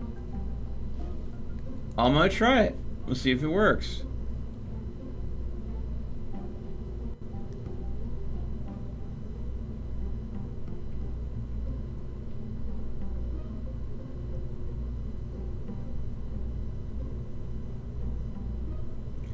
Quadcopter rover.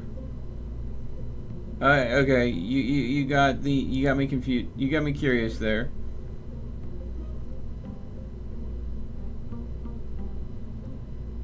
Does this thing actually fly? Alright. Alright. Alright. We're gonna leave here. The things that I found that I think look interesting were more planes than rockets, so let's go ahead and look at this. Unknown part module. I can't use it. Contains locked or invalid parts. I can't use it. Is there like a DLC that came out for freaking Kerbal Space Program that I don't have access to? Is that what I'm seeing here? Or is it just that everybody's using mods in Kerbal Space Program to go ahead and create these amazing things?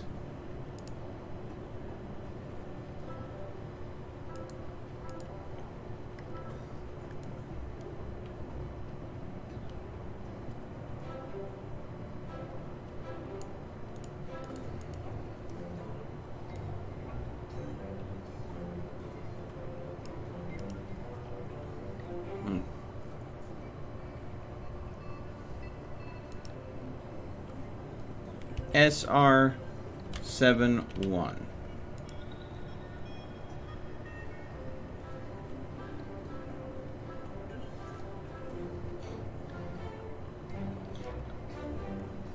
Okay, so this is the Blackbird.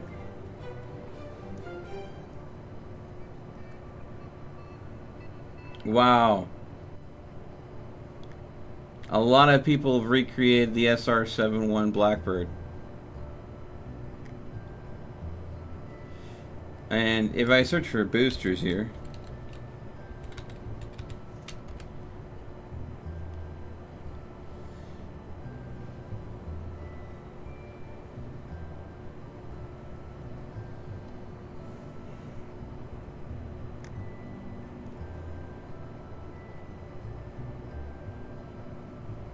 comm satellite 1. Let's take a look at this comm satellite that you can find under booster. Oh my god. Absolutely essential that you take a drive on Moho. Then you need the Moho Rovo. Wow. Falcon 9 booster. Okay, I have to go and take a look at the Falcon 9 because I've got to. Okay. Let's go ahead and switch back.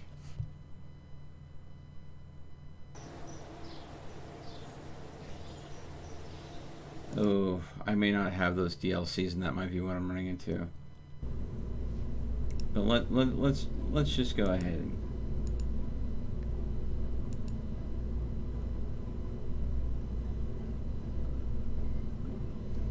comm satellite and the Falcon 9 again. Okay, load.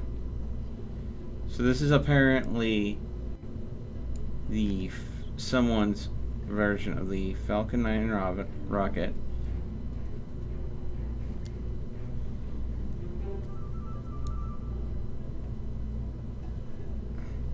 Okay, so they have the parachutes here.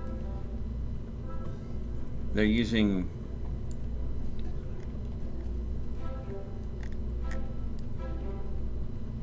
interesting. I do love that they're going ahead and using air brakes because that is definitely smart.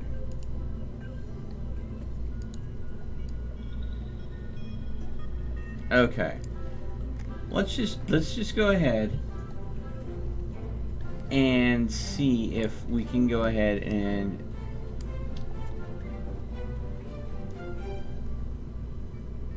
use this as a booster. Let's see. We'll retract those.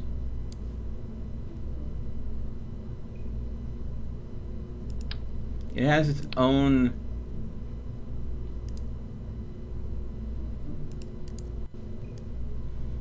thing to it. So let's just go ahead and do just a quick little simple tiny satellite here. Command module.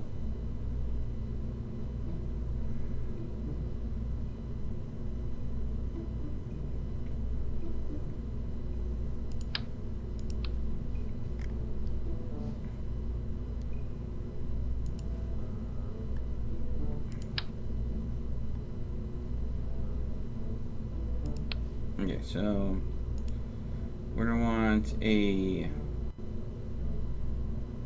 Hold on. I have to think about this correctly.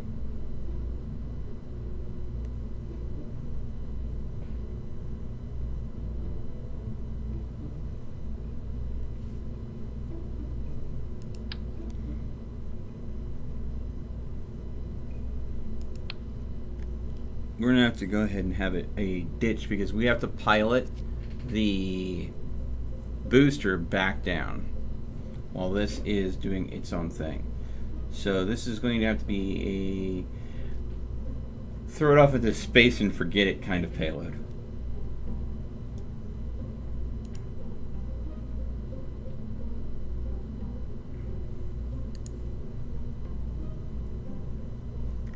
Okay.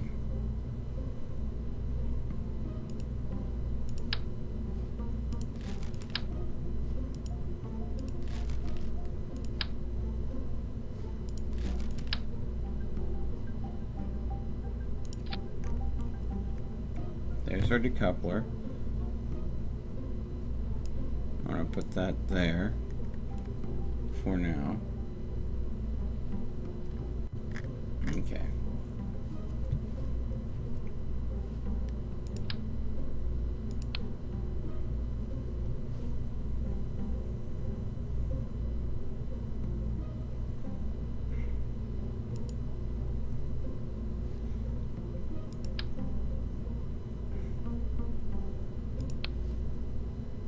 I'm going to need a shroud for it. This is the right... Nope.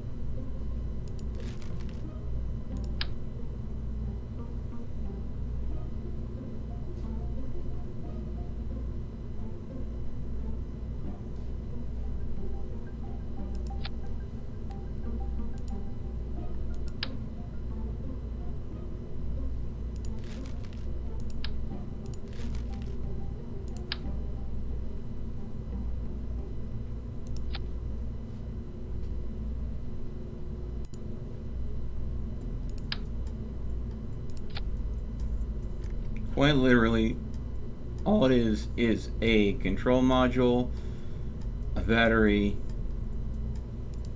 Wait. We need a flywheel.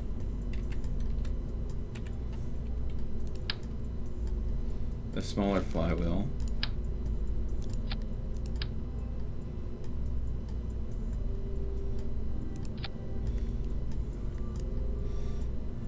So this is a control module, a battery, a small flywheel, power, and then a receiver. And then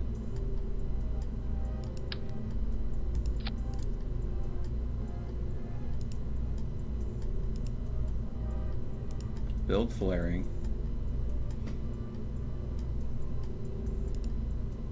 And there we go. This has no thrust of itself. It is literally just a tiny little payload to test this out. Okay. So.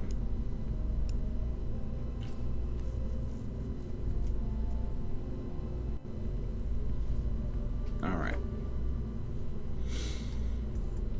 Let's see if this Falcon 9 works.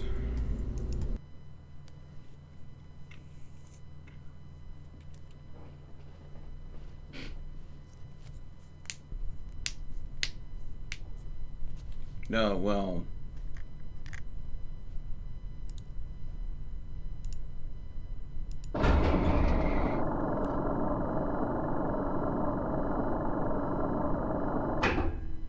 Okay. I'm going to want that pinned.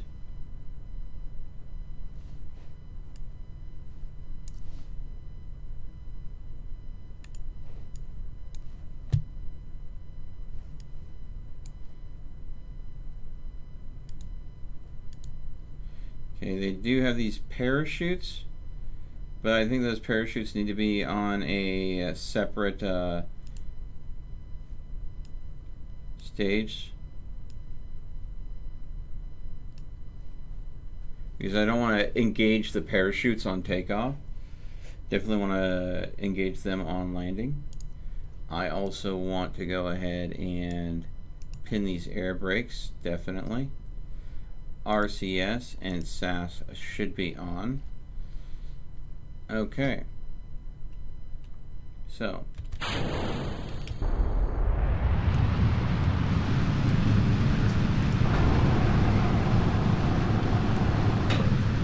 As the booster goes, it really doesn't have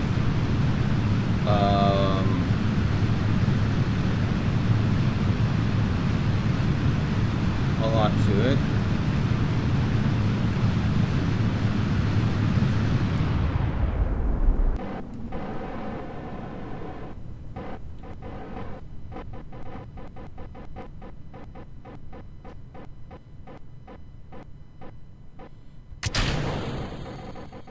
Okay.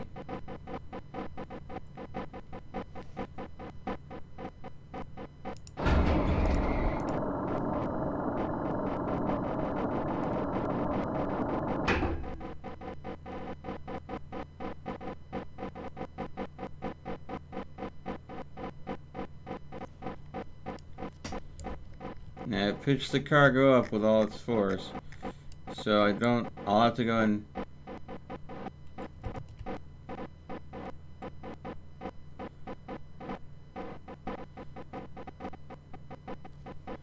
actually let me try these for now. Yeah. So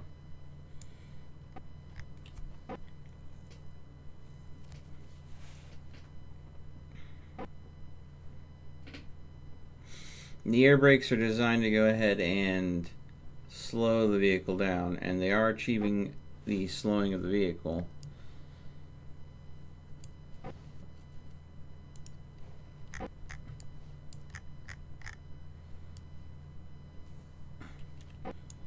The problem, of course, is the vehicle is going to end up making a water landing at this point.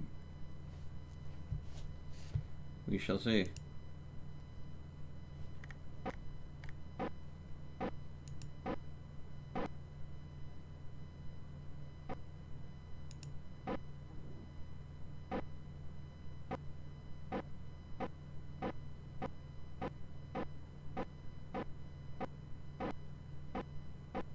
Really? This is going to land back on Kerbin. Wow. Whoever designed this, well done.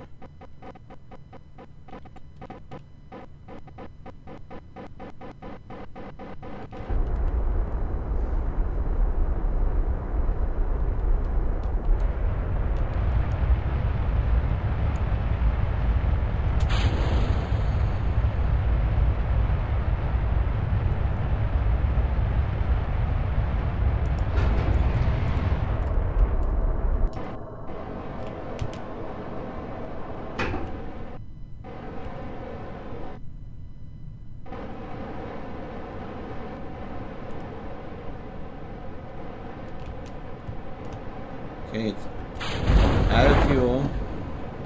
Parachutes are engaged.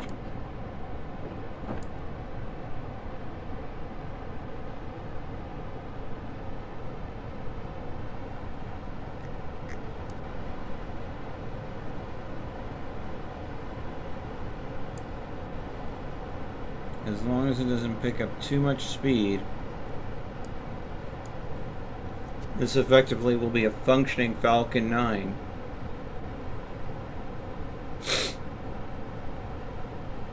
In Kerbal Space Program.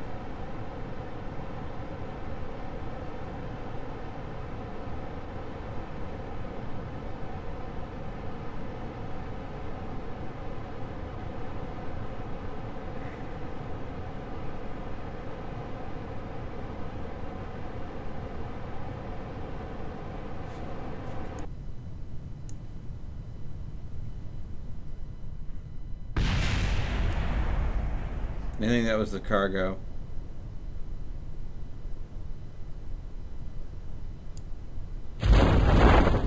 Parachutes engaged.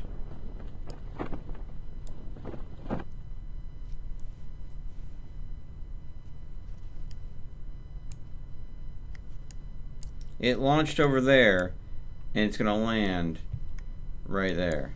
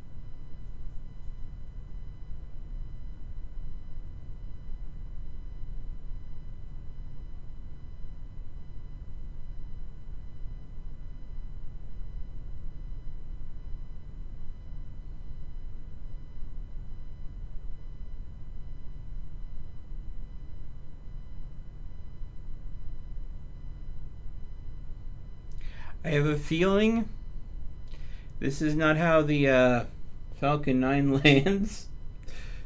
I think that someone built a something to what is achievable in Kerbal Space Program for the Falcon 9. This is definitely a recoverable booster. The expense, of course, is the parachutes need to be maintenance and you have to refill it with fuel. The problem with this is that it is a recoverable rocket, not a booster. Because if I were to use all of its fuel to go ahead and get it up into wherever,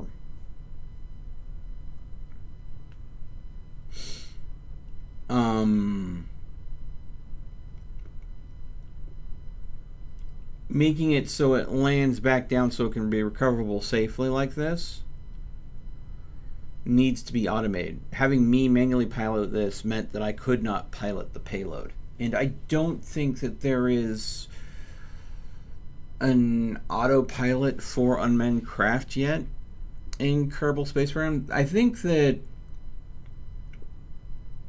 programmed autopilot AI for things like recoverable Falcon 9 boosters and stuff like that is something they need to go ahead and have added in for Kerbal Space Program 2. The sequel that they're working on for this game, I would love to see what they can do there. Because this shows great potential. For this to be more true to life for a Falcon 9, I think you need to figure out how to pull this off with a much bigger impact as being an actual booster, because this is, in of itself, it works. But the problem is it doesn't land on its own. I have to go and sit there and babysit it to make sure it lands appropriately. And the point of being recoverable is so you don't just throw stuff away.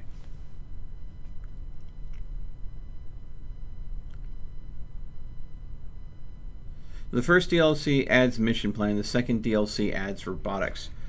Okay.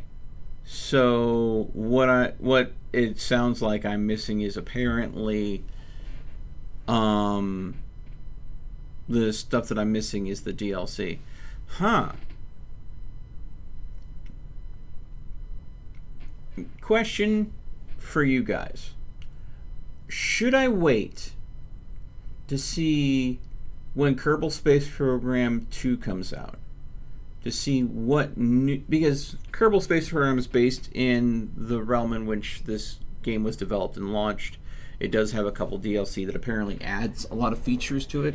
But with Kerbal Space Program 2 coming out, should I just...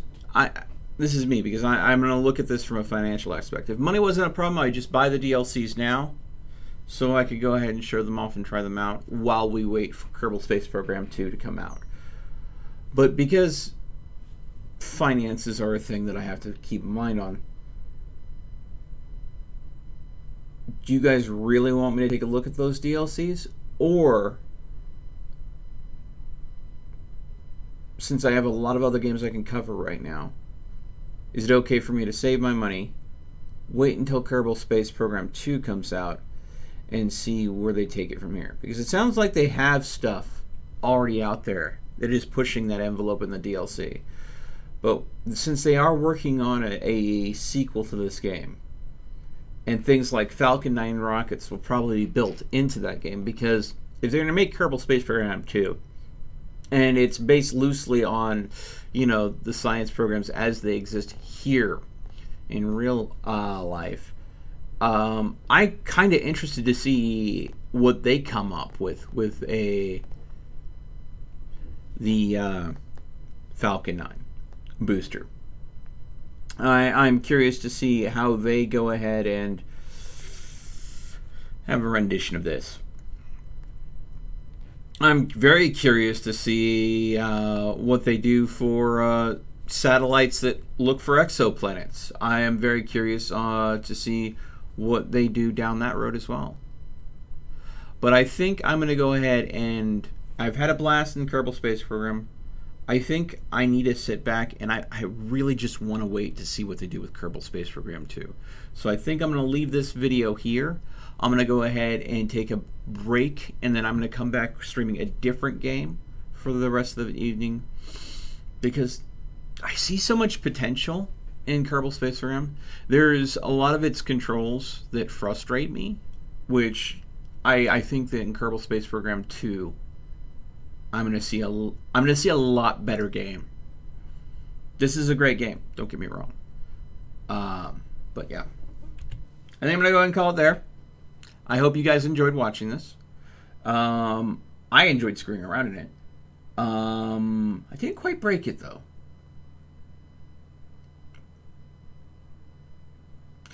Kind of weird forcing to buy DLCs that fixes the original program. Well, I'm going to say this. I don't think it's forcing to fix the original program and the DLCs. I think that they're adding things to there that they either didn't have the time or resources to add when they developed the game originally. And when Kerbal Space Program turned out to be widely more popular than they originally expected, that means that they now have more money, which means they have more time to develop it. Yeah. There's a lot of stuff. Yeah, looks like there's a lot of stuff that improve the game. But yeah, I think I'm going to go and wait for Kerbal Space Program 2. I think that on the second rendition of Kerbal Space Program, I think that they're going to have a much higher stage of polish. But for now, folks, thank you so much for watching. As always, stay frosty, and I'll see you in just a little bit.